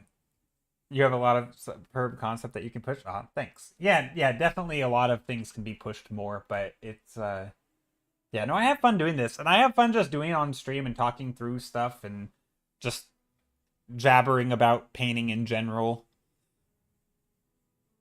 Fairly straightforward, not simple, but fairly basic stuff. You know, nothing super crazy advanced. I like to just talk about that because I think a lot of art. I don't know. I mean, it's sort of been a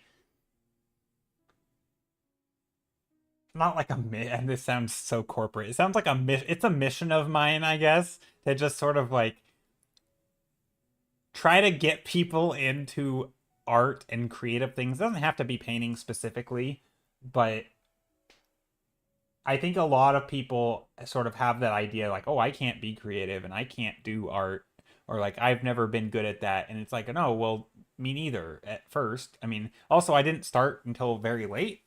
And by very late, I mean like in my early to mid 20s until I even started learning art. And I don't know. I don't think, yeah, I don't know. I just feel like there's a lot of sort of misconceptions and ideas around art and creativity and making things that just kind of make people not do it. And so it's I don't know. It just like I don't think like a lot of the reasons I started so late in art, or at least late for me, was because I never really felt like I could do art in a way. Like like oh, some people are artists and some people aren't, or something. And there's some I had some weird concepts in my head that kind of somehow I got them there either because the way people around me talked about art or the way they didn't talk about art. And I realize I'm not alone in those like weird misconceptions. So yeah. Basilisk, hello.